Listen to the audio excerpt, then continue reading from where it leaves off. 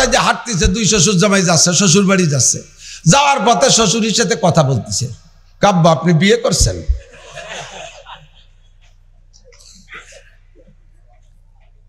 শ্বশুর কয় আল্লাহ কোন আবালের ফলায় পড়লাম, এতদিন কথা না কইছে আজকে কোয়া শুরু হইলে কি কোয়া শুরু হলো? আর শ্বশুর জব দেয়, আরে পাগল, আমি বিয়ে না করলি তোরা কি দিলাম? এর তর্জমা কি কন্ত? আমি বিয়ে না করলি মেয়ে বাবা কোন জায়গাতে দিলাম, তোরে বাকি দিলাম, এই না?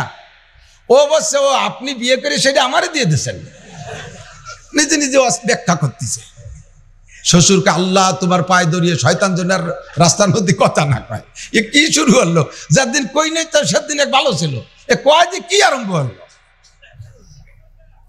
এখন কদ্দূর যাইয়া এরপরে বলতেছে আব্বা নদীর পাড় দিয়ে হাঁটতেছে, এত বড় নদী কাটলো কে আব্বা? এ কেউ জিজ্ঞেস করে কোনোদিন? এ ছোট ছোট পোলা পান্ডাই কথা জিজ্ঞেস করতে পারে। বিয়ে দেরি জামাইছে, কয় আব্বা এত বড় নদী কাটলো কে? কয় যে তোর আব্বা আর আমি। কি কবে আর কি কবে? কয় যে হ্যাঁ আপনাকে তো বয়স কম না, কাটতেও পারেন। অবশ্যই ঠিকই বলছে। তুই যে এত বড় নদী কাটলেন দুইজনে, মাটি রাখলেন কোন জায়গা? আর এক প্রশ্ন, কয় যে মাটি অর্ধেক তোর আব্বা খাইছে আর অর্ধেক আমি খাইছি। কয় তো আপনাদের অনেক দিন লাগছে মাটি খাতি, এটাও বুঝে ফেলেছে। লাস্টে কয় খালেন কে? কয় তোরে পয়দা দিয়ে তোর আব্বা খাইছে অর্ধেক, পরে তোর সাথে মাইয়ে দিয়ে ভাইটুক আমি খাইছি। সারা বাংলাদেশ প্রত্যেক থানায় না হলেও সব জেলায় কম বেশ ঘোরা হয় প্রত্যেক বছর। শত শত মাহফিল করি, প্রত্যেকটা মাহফিলে একটা সমস্যা অনুভব করি।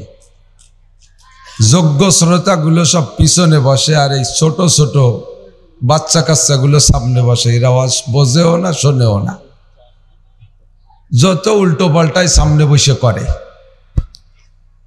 1 লক্ষ মানুষ সামনে বসা থাকবে নীরব নিস্তব্ধ, একটা মানুষ যদি সামনের পর বৈশা উল্টো পাল্টা করে, যত ভালো বক্তা হোক কাজ করতে পারবে না। বিশ্বনবী মুহাম্মদুর রাসূলুল্লাহ সাল্লাল্লাহু আলাইহি ওয়াসাল্লামের চাইতে বড় বক্তা তো দুনিয়ায় আসে নাই, আর আসবেও। নবী আলাইহিস সালাতু ওয়াসসালাম সাহাবায়ে কেরামদেরকে নিয়ে বয়ান করতেন। শ্রোতা সাহাবায়ে কেরাম, বক্তাদের মধ্যে শ্রেষ্ঠ বক্তা, শ্রোতা জগতের মধ্যে সাহাবায়ে কেরাম সর্বশ্রেষ্ঠ শ্রোতা। হুজুর আলাইহিস সালাতু ওয়াসসালাম বয়ান করতেছেন, সব সাহাবা নীরব নিস্তব্ধ বসা। আজকে হুজুরের বয়ানের মধ্যে রস নাই, জিহ্বা শুকনা শুকনা ভাব, কথা যেন আটকে আটকে যাচ্ছেন, বলতে পারতেছেন না, যেটা বলতে চাচ্ছেন সেটা অন্যদিক চলে যাচ্ছে। জিবরিল আলাইহিস সালাতু ওয়াসসালাম আয়েশা নবী আলাইহিস সালাতু ওয়াসসালামকে জিজ্ঞেস করলেন, হুজুর সমস্যা কি, আজকে কথায় রস কম কেন? হুজুর বললেন, জিবরাইল দেখো সব সাহাবা নীরব নিস্তব্ধ চাতকের মতো তাকায় বসে আছে, ওই মাঝখানে এক বুড়ো, ওই বুড়োর জ্বালায় ওয়াজ করতে পারতেছি না। জিবরাইল বললেন, হুজুর বুড়ো কি সমস্যা করে? কয় বুড়ো পক্ষে পড়লে চুপ করে থাকে, আমার বয়ান যদি পক্ষে পড়ে চুপ করে থাকে, আর বিপক্ষে পড়লেই সাথে সাথে মুখে মুখে তর্ক শুরু করে, মাঝে মাঝে পাছা ফিরেই দিয়ে বসে থাকে, একবার এদিক তাকায় একবার ওদিক তাকায়, ঘন ঘন পেশাব করতে যায়, আর বসে বসে বাদাম খায়, খেজুর খায়, এই কদুর বিচি কুমড়োর বিচি এই পুটপুট করেই খায়। ওই এক বুড়োর উল্টো পাল্টার জ্বালায় আমি ওয়াজ করতে পারতেছি না। জিবরাইল বললেন, হুজুর বুড়োরে চেনেন? হুজুর বলে, হ্যাঁ চিনি তো, তোমার বাপ চাচার যুগের মানুষ, এ আমাদের একই সমাজের মানুষ, চিনবো না কেন, চিনি তো। কয় না ওইভাবে না, ওর বাহ্যিক অবস্থা আর আভ্যন্তরীণ অবস্থার পার্থক্য আছে। ওর আভ্যন্তরীণ সমস্যা কি তা কি জানেন? তো হুজুর বললেন, না তা জানবো কি করে? তো জিবরাইল বলতেছেন, ওর এই হালাত দেখে আল্লাহ পাক আমার মাধ্যমে আপনার কাছে আজকে আর একটা নতুন সূরা নাজিল করছেন, যেই সূরাটা আমাদের বাস্তব কোরআন শরীফে 29 নম্বর পারায় দ্বিতীয় সূরা সূরাতুল কলম নামে পরিচিত, যে সূরার শুরু দিয়ে আল্লাহর নবীর প্রশংসা কতদূর যাইয়া এবার ওই ভদ্রলোকের আভ্যন্তরীণ আলোচনাগুলো কোরআন শরীফের ভিতরে আল্লাহ তাআলা তুলে ধরছেন। জিবরিল আলাইহিস সালাম বলতেছেন আয়াত পড়িয়া পড়িয়া, ওই লোকটার জীবনে 9টা দোষ আছে, আভ্যন্তরীণ দোষ, যে দোষগুলো সচরাচর মানুষে জানে না, এরকম দোষের ভিতরে 9টা দোষের ভিতরে আছে। তন্মধ্যে অন্যতম দোষ হলো উতুল্লিম বাদা যালিকা জানিম। 9 দোষের মধ্যে একটা দোষ হলো ওই লোকটা হারামজাদা, জারজ সন্তান। ওই লোকটা হারামজাদা, জারজ সন্তান। জারজ সন্তান না হইলে আল্লাহর নবীর সাথে মুখে মুখে তর্ক করতে পারে না। জিবরিল বললেন লোকটার দুনিয়ার নাম হলো ওলীদ ইবনে মুগীরা। ওর নাম ওলীদ, ওর পরিচিত বাপের নাম মুগীরা। মূলত মুগীরা ওর আসল বাপ না, ওর আসল বাপ অন্য কেউ। ওইটা হলো হারামজাদা, জারজ সন্তান। জিবরাইল বললেন ওগো নবী, শুধু এই ওলীদ ইবনে মুগীরা না, ওই ওলীদ ইবনে মুগীরা সম্পর্কে আরো অনেক তথ্য আছে। দারুন নদওয়ার ভিতরে সৌদি আরবের গভর্নর ছিল তৎকালীন মিস্টার আবু জাহেল। আবু জাহেল দারুন নদওয়ার ভিতরে সংসদ সদস্যদেরকে নিয়ে আলোচনা করে ঘোষণা দিয়ে দিল, কয় মুহাম্মদ যখন কোরআন শরীফ পড়ে, তর্জমা করুক আর না করুক, তার তিলাওয়াতের ভিতরে এমন একটা মাধুর্যতা আছে, এমন একটা আকর্ষণ আছে, মুহাম্মাদের তিলাওয়াত শুই না কাফের অনাসে মুসলমান হইয়া যায়। তার তিলাওয়াত শুনতে মনে চায়, নারীরা পর্দার আড়ালে বসে বসে তিলাওয়াত শুনে। ওর তিলাওয়াত শুই না দুনিয়ার মানুষ মুসলমান হইয়া যাইতেছে। কাজেই আজকে থেকে ওর তিলাওয়াত কেউ শুনতে যাবা না, এবং যদি কেউ মজলিসে থাকো হইহুল্লা শোরগোল করবা, হইহুল্লা শোরগোল কইরা কেউ রে তিলাওয়াত শুনতে দিবা না। ওয়াকাল আল্লাযীনা কাফারু লা তাসমাউ লিহাযাল কুরআনি ওয়ালগাউ ফীহি লাআল্লাকুম তাগলিবুন। মিস্টার আবু জাহেল বলে দিল, মুহাম্মদ ও মুহাম্মাদের দলের লোকজন যখন কোরআন পড়বে, মজলিসের মধ্যে চিল্লা পাল্লা করবা, হই হুল্লা করবা, শোরগোল করবা। এই ঘোষণা দিয়ে দিল, যদি তোমরা শোরগোল করতে পারো মুসলমানরা পরাজিত হবে, তোমরা জয়ী হইবা। মিস্টার আবু জাহেলের এই ঘোষণার সবচাইতে বেশি আমল করছে ওই বুড়ো লোকটা যার নাম ওলীদ ইবনে মুগীরা। ওইটা হলো জারজ সন্তান, হারামজাদা। নবীর মজলিসের মধ্যে বৈশা এই হইহুল্লা চিল্লে পাল্লা। এবার নবী বলে দিলেন, শুধু এই ওলীদ ইবনে মুগীরা না, ও নবী কিয়ামত পর্যন্ত আপনি আপনার উম্মতকে জানাই দিতে পারেন, সর্বকালে উলামায়ে কেরামের সাথে বেয়াদবি করবে, ধর্মীয় প্রতিষ্ঠানের সাথে বিদ্রোহ করবে, মাহফিল করতে দিতে চাইবে না, মসজিদ মাদ্রাসার সাথে উল্টো পাল্টা করবে, আলেম উলামাকে গালি দেবে, ধর্মীয় প্রোগ্রামের ভিতরে ব্যাঘাত ঘটাবে যে সকল মানুষরা। আল্লাহু আকবার। জিবরাইল বলে, হুজুর জেনে রাখেন, ওদের জন্মের মধ্যে কোনো না কোনো দোষ আছেই আছে। আমরা যদিও অনেক সময় বলতে পারি না সামনের পর, কারণ আমরা হুজুররা মসজিদের ইমাম সাহেব মুসল্লিকে কাছে ঠেকা, আমরা মাদ্রাসার হুজুররা পাবলিকের কাছে কালেকশনের ঠেকা, নানান কারণে দুর্বলতায় সামনাসামনি বলতে পারলাম না। তবে বেয়াদবি করছো তুমি, আমি অন্তর থেকে বুঝে ফেলাইছি। আল্লাহ বাসাইলে আমাদের গোপালগঞ্জে বাংলায় কয়, তুমি ইনশাআল্লাহ জাইলুর বাচ্চা, জারজ সন্তান, এর মধ্যে কোনো সন্দেহ নাই। ইমামে আবু হানিফা রাহমাতুল্লাহ আলাইহি তার শাগরেদদেরকে নিয়ে পাহাড়ের পাদদেশে আসরের পরে বিকেল বেলা ছায়া জায়গায় বৈশা মাসলা মাসালের আলোচনা করতেছে। ছাত্ররা কারা? ইমামে আবু ইউসুফ, ইমামে মুহাম্মদ, ইমামে জুফার, এইরকম বড় বড় ইমাম, ইমাম আবু হানিফা রাহমাতুল্লাহ আলাইহির শাগির, ওনাদেরকে নিয়ে বৈশা গোল হয়ে বসে মাসলার আলোচনা করতেছে। মাঝখানে ফাঁকা, চতুর্দিকে গোল হয়ে বসছে।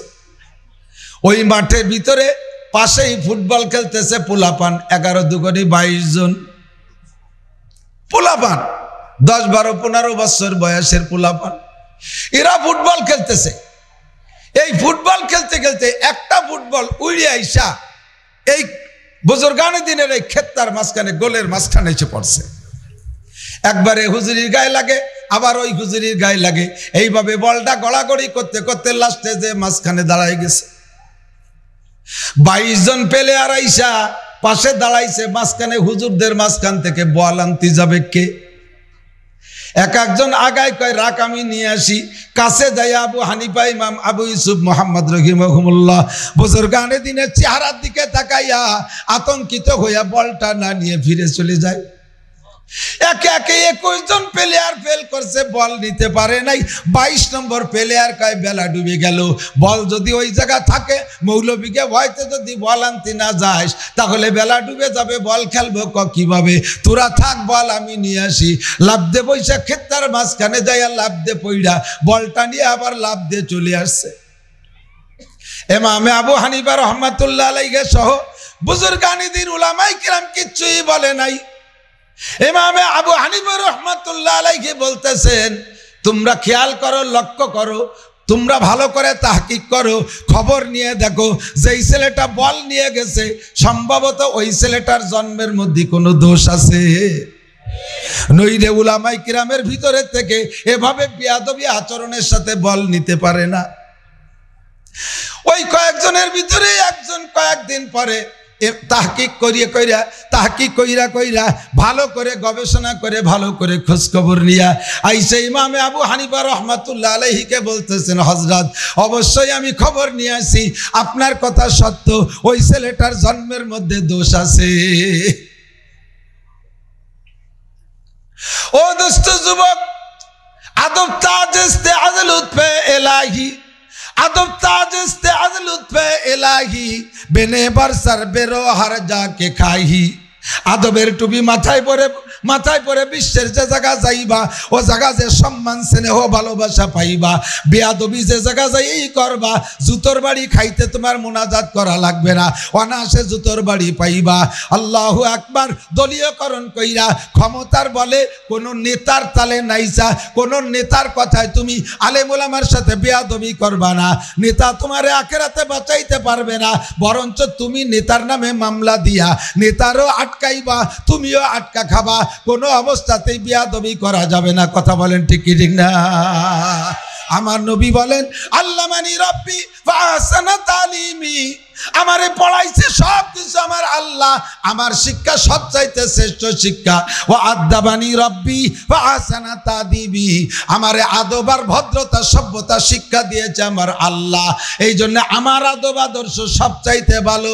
নবী আরো বলেন, মা উলিদা লাহু ওয়ালাদুন ফালিহসিন ইসমা ওয়া আদাবা, যদি আল্লাহ কেউরে সন্তান দেয়, সন্তানের ব্যাপারে আব্বা মার উপরে দায়িত্ব যেগুলো, তার মধ্যে অন্যতম দায়িত্ব সন্তানের সুন্দর করে একটা নাম রাখবা, আর যখন ধীরে ধীরে বড় হয়ে উঠবে তাকে আদব আর আদর্শ শিক্ষা দিবা। আদবের মাধ্যমে দোয়া চাওয়া লাগে না। এদিক আমরা এখানে যখন আসি, আপনাদের এলাকায় তো আমি পরিচিত না, আমার পদ্মার ওপাশে আলহামদুলিল্লাহ যথেষ্ট পরিচিতি, একেবারে দক্ষিণবঙ্গের 22 জেলা। যে কোনো রাস্তায় দাঁড়াই আমি গাড়িতে নামলে এই পরিমাণ লোক এমনি মুসাফায় চলে আসে আলহামদুলিল্লাহ। তো আমার মাদ্রাসার ছাত্ররা যদি আসে আমার সাথে সাক্ষাৎ করে, মাহফিলে যখন ঢুকি, আসসালামু আলাইকুম, হুজুর কেমন আছেন, হুজুর কত দূর থেকে আসছেন, হুজুর কি খেদমত করতে পারি, হুজুর ব্যাগটা কি আমি নেব, জুতা জোড়া কি আমি নেব, এভাবে তারা বিনয়ের সাথে সালাম করে আর কথা বলে। আর স্কুল কলেজের যুবক বা এক শ্রেণীর যুবক আমার সাথে দেখা সাথে, আসসালামু আলাইকুম, কয় টিপ মারি আইছেন, আচ্ছা আচ্ছা আজকে কি ওয়াজ করবেন, আমার সাথে দেখা করতেছে। আমি আল্লাহর কাছে মাপ চাই, তোর কাছে পায়ে ধরি, তুই আর আমার সাথে কথা কইস না। আল্লাহু আকবার। জামাইতি শ্বশুরের সাথে কথা কয় না। জামাই চেনেন তো? আমাকে দিক, আপনাদের দিকে মেয়ের জামাই, এই যাতে আমাদের দিক ওই মেয়েরে বিয়ে দিলি যে ছেলেটা তারে জামাই কয়, তো এই জামাই শ্বশুরের সাথে কথা কয় না। শ্বশুর এবার জামাইয়ের বাপের কাছে নালিশ করছে, বিয়ে আমার এমন না মাইডা, তোমার কেমন এক বুকা ছেলের সাথে ধামলা, একেবারে আন্তর্জাতিক ধামলা। কি ছেলের সাথে আমি মাইয়ে দিছি, আমার সাথে কথাও কয় না, আমার এই 5টা বছরের মধ্যে একটাবার আব্বা করে ডাক দিল না। তুমি একটু বুঝাই দিতে পারো না। এখন বিয়ের বাড়ি আইসে, জামাইয়ের বাড়ি আইসে, শ্বশুর বিয়ের কাছে এই নালিশ দিচ্ছে। তো বিয়ে এবার ছেলেরে আড়ালে নিয়ে বলি বুঝাইছে যে পাগল, শ্বশুর বাড়িতে কিছু পাইতে হলে সেইভাবে কথা কইতে হয়। শ্বশুরের সাথে কথা না করলে দেখ তোর অন্য ভাইরা সব নিয়ে যাচ্ছে, তুই কথা কইতে বিদায়, তুই মাহরুম হয়ে থাকতেছিস। যা শ্বশুরের সাথে যা, শ্বশুর বাড়ি যাবি, রাস্তায় দিয়ে কথা করতে যাবি। কথা না বললি বড় পাওয়া যায় নাকি? তো রাস্তায় দিয়ে হাঁটতেছে, 2 শ্বশুর জামাই যাচ্ছে, শ্বশুর বাড়ি যাচ্ছে। যাওয়ার পথে শ্বশুরের সাথে কথা বলতেছে, কাব্বা আপনি বিয়ে করছেন?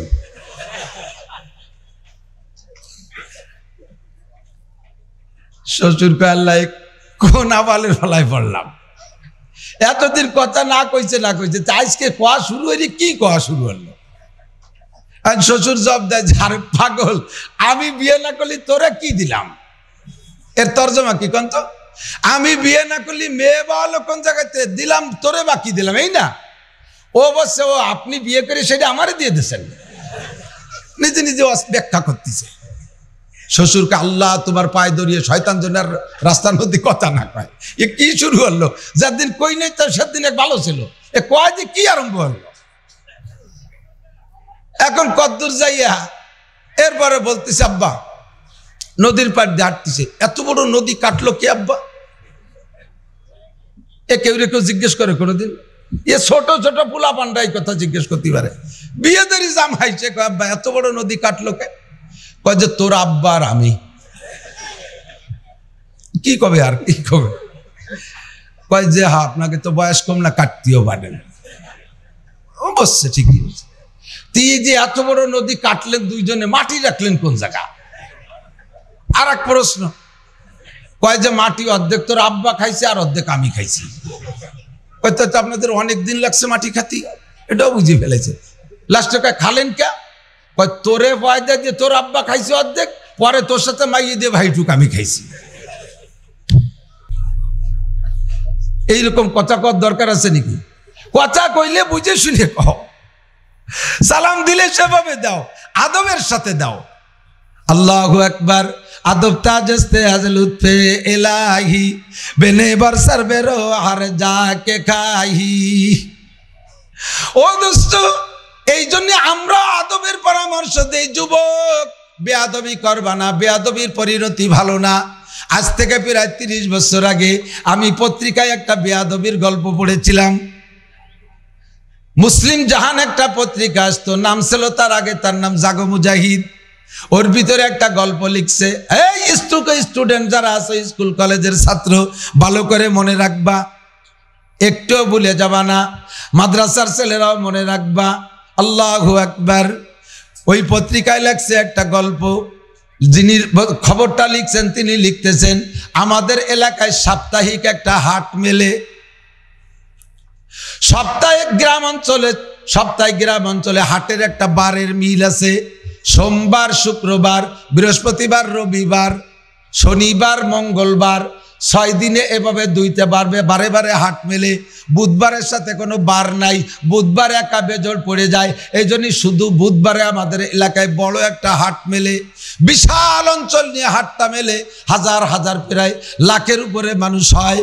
আমি ছোটবেলার থেকে দেখতেছি ওই হাটের ভিতরে একটা লোক ভিক্ষা করে। সাইকেল ভ্যানের যে ব্যারিং আছে, এই ব্যারিংয়ের চাকা, ব্যারিং দিয়ে চাকা বানানো এক প্রকার ছোটবেলায় দেখছি গাড়ি। এখন তো আধুনিকতার যুগ আছে, হাজারো রকমের গাড়ি কিনতে পাওয়া যায়। আমরাই বানাইছি সাইকেলের ব্যারিং দিয়ে, ভ্যানের ব্যারিং দিয়ে গাড়ি বানাইতাম।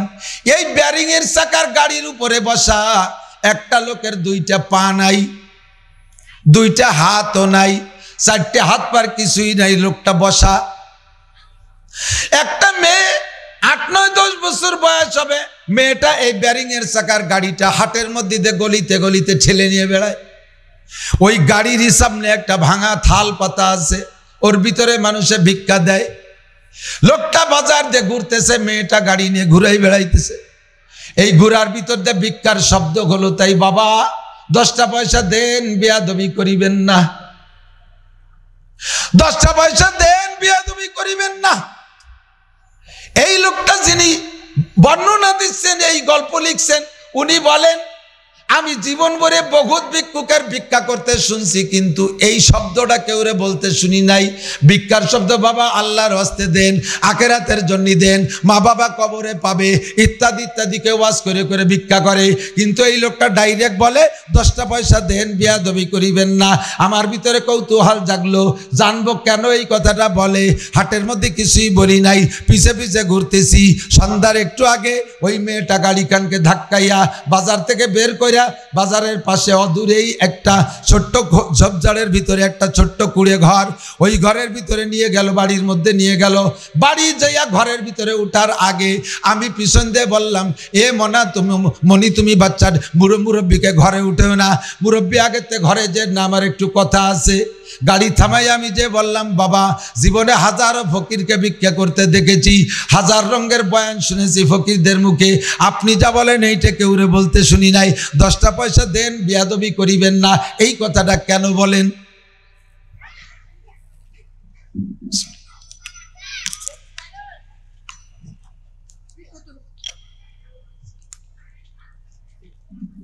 বলে বাবা হাটের মধ্যে যে আমি পঙ্গু মানুষ, সারাদিন ঘুরতে ঘুরতে ক্লান্ত হয়ে গেছি, এখন আর আমার এই কথা বলার সময় নাই, তুমি যাও। যুবক বলে আমাকে বলতেই হবে, নইলে আগামী হাটে আপনারে যাইতে দেব না। এবার বুড়ো কয়, বাবা বিয়াদবি করতে নিষেধ করছি, তুমি তো বিয়াদবি শুরু করলে। রুজির মালিক তুমি না, রুজির মালিক আমার আল্লাহ। রিজিকের জিম্মাদারি কার হাতে? আসমান বলা আসমান থেকে রিজিক পাঠায়, কথা কোন ঠিক কি ঠিক না? ফকির কয় বাবা, যুবক কয় বাবা আমি বিয়াদবি করার জন্য জিজ্ঞেস করি না, এভাবে বলি নাই, জাস্ট গল্পটা জানার জন্য আমি একটু আপনাকে প্রেসার দিয়েছি, বললেই আমি চলে যাব। মুরব্বী বলে বাবারে ছাড়লি না যখন তখন বলি আল্লাহু আকবার। মুরব্বী বলতেছে, ও বাবা আজকে আমি ফকির, একসময় আমি ছিলাম বিশাল বড় জমিদারের সন্তান। আমার আব্বা ছিল আশপাশে 22টা গ্রামের মাতুব্বার। আমার আব্বা 2টা হাই স্কুলের সভাপতি ছিলেন। আমার আব্বা বড় সম্পদের মালিক ছিলেন। দেশে যত বিচার আচার হইতো, কোর্ট কাছারিতে যাওয়ার আগে বিচার করতেন আমার আব্বা। আমার আব্বার দাপট ছিল বিশাল। আমি তখন ক্লাস 8-এ পড়ি, তখন ক্লাস 8-এ পড়ি। আমার আব্বা ওই স্কুলেরই সভাপতি ছিলেন। মাস ছিল এপ্রিল মাসের 1 তারিখ, তারিখ ছিল এপ্রিল মাসের 1 তারিখ। আর এপ্রিল মাসের 1 তারিখে বলা হয় এপ্রিল ফুল। ওদিন একে অপরকে লজ্জা দিয়া দিই, একে অপরকে বেয়াকুব করা করি, একে অপরকে হারাহারি ঠকাঠকির দিন। যে যাকে যা করুক, এর কোনো ওই দিনের ওই ঘটনার পর কোনো বিচার হবে না। আমি এপ্রিল ফুলে একটা সিদ্ধান্ত নিলাম, স্কুলের সমস্ত ছাত্রছাত্রীরা হেড স্যাররে যা ভয় না পাইতো, আমারে তা ভয় পাওয়া লাগতো। কোনো স্যারকে যে পরিমাণ সম্মান করা না লাগতো, আমারে তা করা লাগতো, কারণ আমি প্রভাবশালী সভাপতির ছেলে। আল্লাহু আকবার। আমি যা বলবো তার সকলের মানা লাগতো। আজকে আমি এপ্রিল ফুল উপলক্ষে 3-4 দিন আগে থেকে ছাত্রছাত্রীদেরকে, আমার ক্লাসের ছাত্রছাত্রীদেরকে প্র্যাকটিস করাইছি। আরে এপ্রিল ফুলের প্রথম ঘন্টা হরিপদ বাবু স্যারের ঘন্টা, বিজ্ঞানের ঘন্টায় হরিপদ স্যারকে আমরা লজ্জা দেব। সিস্টেম কি? চেয়ারের পায়ার পিছনে খানিক খুঁজা হালকা একটা খড়ি দিয়া, পাট খড়ি দিয়া কোনো মতে চেয়ারটারে বাঁধায় রাখবো। স্যার এসে যখন বসবে ওই পিছনটা বইসা যাবে, স্যার শীত হয়ে পড়ে যাবে, আমরা সবাই হাতে ক্লাব দেব। আমরা সবাই হাতে ক্লাব দিলে এরপরে যদি স্যার বিরক্ত বোধ করে সবাই বিড়ালের মতো ডেকে উঠবা, স্যার যদি বিরক্ত বোধ করে কুকুরের মতো ডেকে উঠবা, তারপরে যা হয় পরে হবে। স্যারদের কমান্ড না মানলেও ছাত্রছাত্রীদের আমার কমান্ড মানাই লাগছে।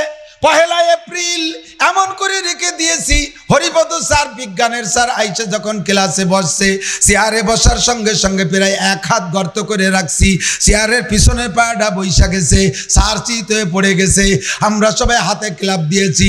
স্যার উঠে বিরক্ত বোধ করছে, আমি বিড়ালের মতো ডেকে উঠছি, সবাই আবার হাতে ক্লাব দিয়েছে। এবার স্যার উঠে বললেন, হে বেয়াদব ছেলে, ফার্দার এমন করবি না, যদি করিস তাহলে কিন্তু শেষ করে দেব। বলার সাথে সঙ্গে সঙ্গে সঙ্গে আমি কুকুরের মতো ডেকে উঠছি।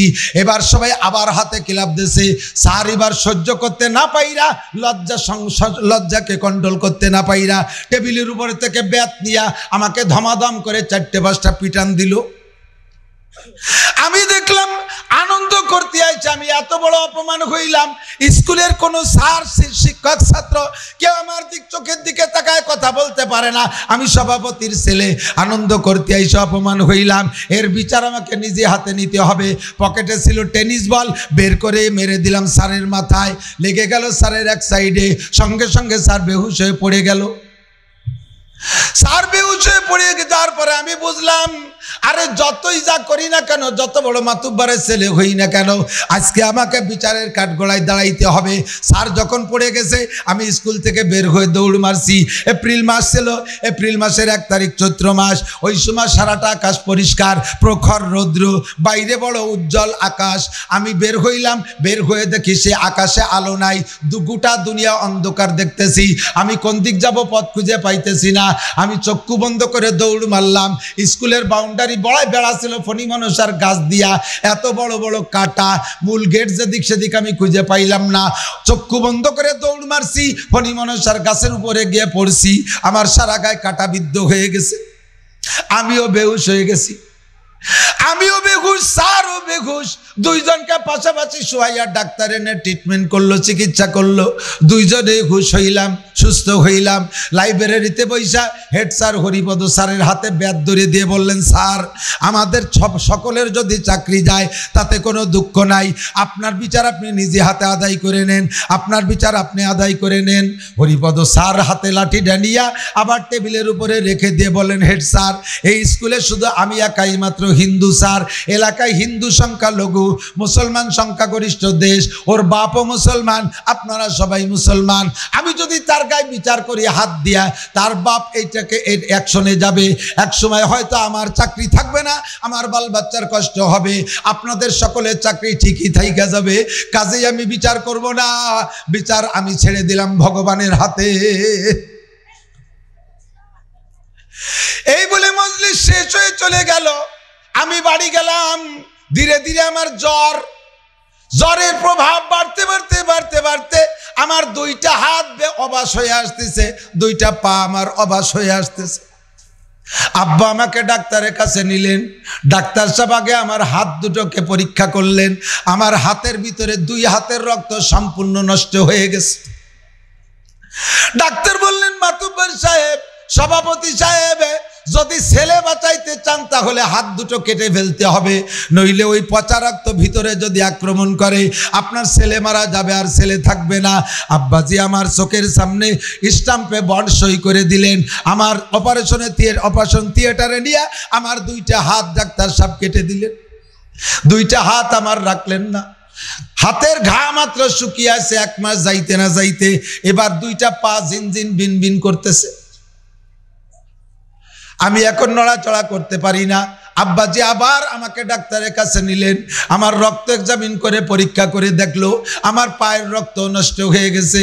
বললেন, মাতুব্বর সাহেব, ছেলে যদি বডি বাঁচাইতে চান পা দুটো কেটে দিতে হবে, নইলে কিন্তু ছেলে বাঁচবে না, ওর পায়ের রক্ত পয়সা গেছে। এবার আব্বাজি আজও আবার স্টাম্পে সই করে দিলেন। আমার আব্বা কান্দের সই করে, আল্লাহ একটা মাত্র সন্তান, তার 2টা হাত আর 2টা পা থাকবে না, থাকবে কি তার? কানতে কানতে সই করে দিয়ে আব্বা চলে গেলেন। আমাকে অপারেশন থিয়েটারে নেওয়া হলো। আমার 2টা রান গুড়ার থেকে কেটে ফেলাই দিল। আমি তখনও অজ্ঞান, কিন্তু আমি নাকি বলতেছিলাম, আমি ওই সময় দেখতেছিলাম পুরো অপারেশন কক্ষের ভিতরে যেদিকে তাকাই সেদিকে হরিপদ স্যার, যেদিকে তাকাই সেদিকে খালি হরিপদ স্যার।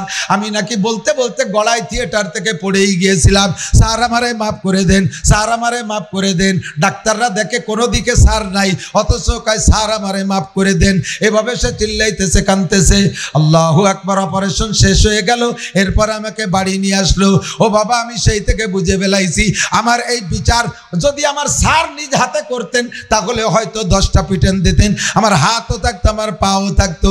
স্যার নিজে বিচার না কইরা ভগবানের কাছে বিচার দিয়েছে। সে যারে ভগবান বলে, আল্লাহু আকবার, তার বুঝ মতে মূলত ভগবান হোক আর যাই হোক, বিচারের দায়িত্ব নেছেন কে? আল্লাহু আকবার। আল্লাহ যদি কের বিচারের দায়িত্ব নেয়, তার এ জগতে কদম বাড়ানোর সুযোগ থাকে না, তার এক কদমও সামনে যাওয়ার ক্ষমতা থাকে না। কথা বলেন ঠিক ঠিক না? বাবারে, আমি বুঝে ফেলাইছি এগুলো সব আমার বেয়াদবির ফলাফল। এই জন্য আমি ভিক্ষা করি, রাস্তাঘাটে ভিক্ষা করি আর বলি, বাবা 10টা পয়সা দেন, বেয়াদবি করিবেন না, 10টা পয়সা দেন, বেয়াদবি করিবেন না। আমার স্টুডেন্ট ছাত্র যারা আছো, ভালো করে মনে রাখবা, স্যারের কাছে পড়বা, বেয়াদবি করবা না, মুরব্বীদের সাথে বেয়াদবি করবা না, ইমাম সাহেবের সাথে বেয়াদবি করবা না, উস্তাদের সাথে বেয়াদবি করবা না। শিকায়াত কুনাধার কে উস্তাদেরা, উলামায়ে কেরাম স্টেজ ভরা সকলেই জানে, শিকায়াত কুনাধার কে উস্তাদেরা, গ্রেফতারে বাসাদ বালাচারেরা, একিয়া কি ইলমাস ভরা মুশাবাদ, দেগার তঙ্গে রুজি বা দুনিয়া সবাদ, সুমা কে শখসাশ বেমিরাত জাওয়া, চাহারাম বে ইমা রাওয়াদাস জাহা। এই ছাত্ররা, ছাত্র বয়সে যদি উস্তাদের সাথে বেয়াদবি করো, ছাত্র বয়সে যদি উস্তাদের সাথে বেয়াদবি করো, 4টে বিপদের একটা বিপদে পড়বাই পড়বা, অথবা 4টা বিপদেও পড়তে পারো। 1 নম্বরে কে আকে ইলমা সে ফরা মুশাবাদ, যা পড়বা একদিক দিয়ে পিছন দিয়ে খালি ভুলবা। তুমি ক্লাস 1 থেকে 5 পর্যন্ত ক্লাসে ফার্স্ট ছিলে, তুমি 5-এ যাইয়া পিএসসিতে তুমি জিপিএ পাস পেয়েছো। এরপরে যখন হাই স্কুলে গেছো তখন একটু গাগতর মোটা, শরীর স্বাস্থ্য ভালো হয়েছে, বড় হয়েছো, এবার তুমি বেয়াদবি শুরু করছো। মক্তবে ছিলে, ছোট ছিলে, বেয়াদবি করো নাই, সে সময় ভালো ছিলে। যখন তুমি বড় হয়েছে, হেফসখানায় জামাতখানায় গিয়েছো, এবার তোমার গায়ে শক্তি হয়েছে, বেয়াদবি শুরু করছো আস্তে আস্তে। ভালো করে মনে রাখবা, যা পড়বা সব ভুলে যাবা। 2 নম্বরে একে একে ইলমাস ফরা মুশাবাদ, যা পড়বা সব ভুলে যাবা। 2 নম্বরে দেগার তঙ্গে রুজি বা দুনিয়া সবাদ, লেখাপড়া করে যদি বড় হতে পারো, তারপরে তোমার চাকরি হবে না, তুমি চাকরি পাইবা না, তোমার রুজির অভাব সারবে না। আরে চাকরি যদি পাও, বেতন পাবা না, বেতন যদি পাও তাও খাতি পারবা না। শিল্পপতি কোটিপতি হবা, তারপরও তুমি খাইতে পারবা না। ডাক্তারে সব ব্রেক করে দেবে, মাছ খাবা না, গোশ খাবা না, দুধ খাবা না, ডিম খাবা না, ডিম খাবা তো কুসুম খাবা না, কোনো কলা খাইতে পারবা না, ফল খাতে পারবা না, মিষ্টি তো খাবাই না, মিষ্টির দোকানের সামনে দিও হাটপানা, ডায়াবেটিস 22।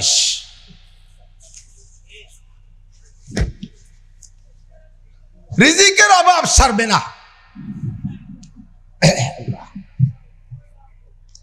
অনেকে মনে করে হুজুররা আসে ডাটের গাড়িতে, কি আরামসে, কি জামাই যত্নে খেয়ে দিয়ে চলে যায়, এত টাকা কি জন্য নেয়?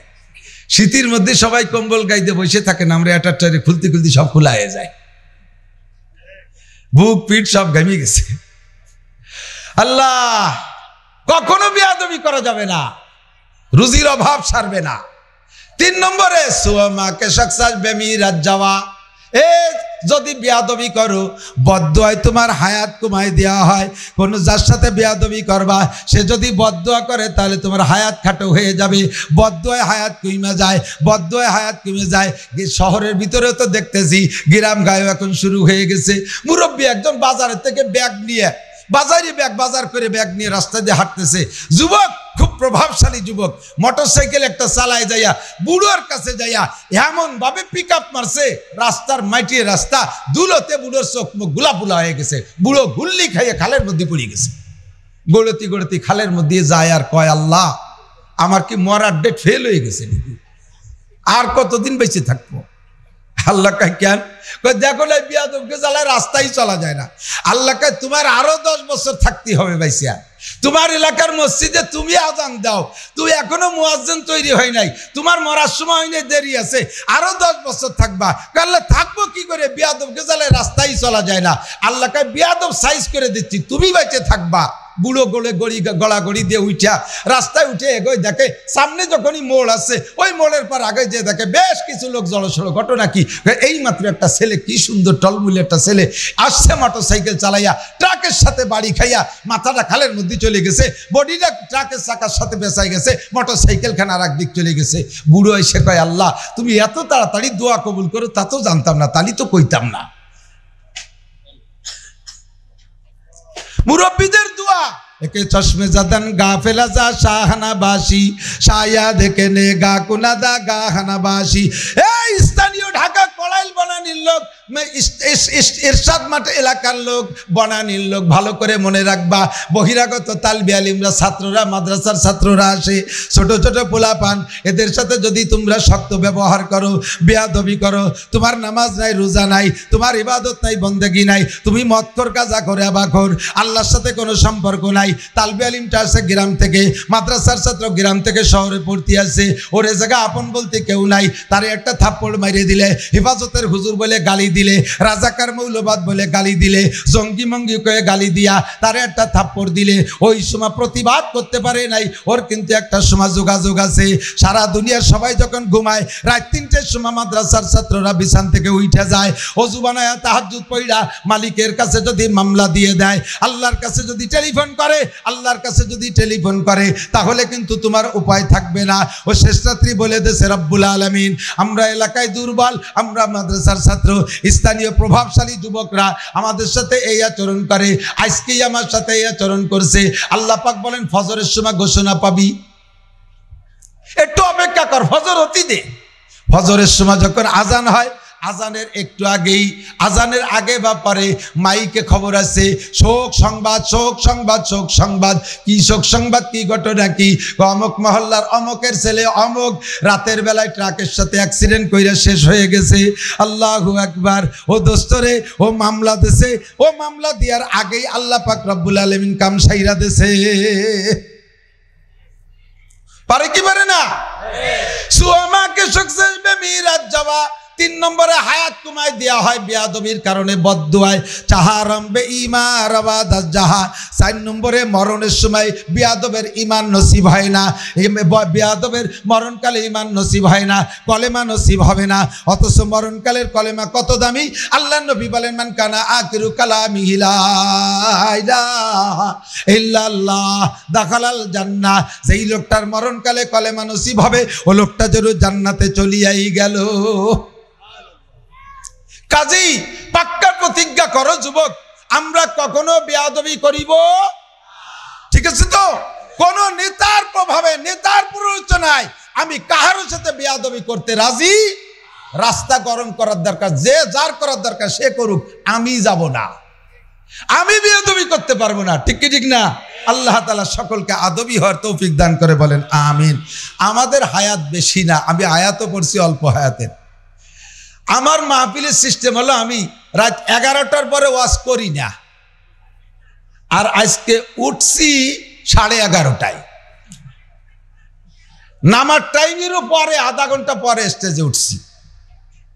আমার সিস্টেম, আমি সর্বক্ষণ খেয়াল রাখি। আমরা বক্তারা ওয়াজ করে ছেড়ে দিয়ে বাড়ি যাব, গোপালগঞ্জ যাইতে যাইতে আমার ফজর হবে। আমি বাড়ি যাওয়ার পরে ফজরে আজান দেবে, আমি নামাজ, আজান দিলে নামাজ পড়ে ঘুমাবো। আপনাদের এখান থেকে রাত 1টা-2টা যদি ছেড়ে দেই, বাসায় যাইয়া ঘুম একবার আইসা গেলে ভালো আল্লাহওয়ালা ইমানদার যারা, তারা 2-1 জন ছাড়া 90% সাধারণ নামাজি মানুষের ফজরের নামাজ ছুটে যাবে। 1 লক্ষ বছর মাহফিল শুনলে যেই নাকি হবে, 1 লক্ষ বছর মাহফিল শুনে যেই নাকি হবে, ফজরের 2 রাকাত নামাজ ছুটে গেলে সেই নাকি দিয়ে ওইটাকে কভার করতে পারবেন না। 1000 বছর মাহফিল শোনার চাইতে ফজরের 2 রাকাত নামাজ জামাতে পড়ার দাম বেশি। যেই মাহফিলের দ্বারা নামাজ নষ্ট হয়ে যায়, নামাজ ছুটে যাওয়ার সম্ভাবনা থাকে, খোদার কসম ওই মাহফিল হিদায়তি মাহফিল হয় না। এই জন্য আমি রাত 11টার পরে মাহফিল আমি করব না। কিন্তু আসতে বেজে গেছে একটু দেরি, 10:15টায় ঢুকছি। ঢাকা তো ঢাকাই, আমি বলতে আসি, ঢাকায় কোনো মানুষ বসবাস করতে পারে না, ওই জিন নয় ফেরেশতা। আমি গ্রামের ঢাকায় ঢুকলি দম বেরোয় যায়। আমার বড় ভাই হাফেজ মৌলানা আব্দুল হাই সাহেব, আপনাদের বনানী চেয়ারম্যান বাড়ি মাদ্রাসার মোহতামিম সাহেব, মাও ভাইয়ের কাছে রয়েছে, মারে একটু দেখবো।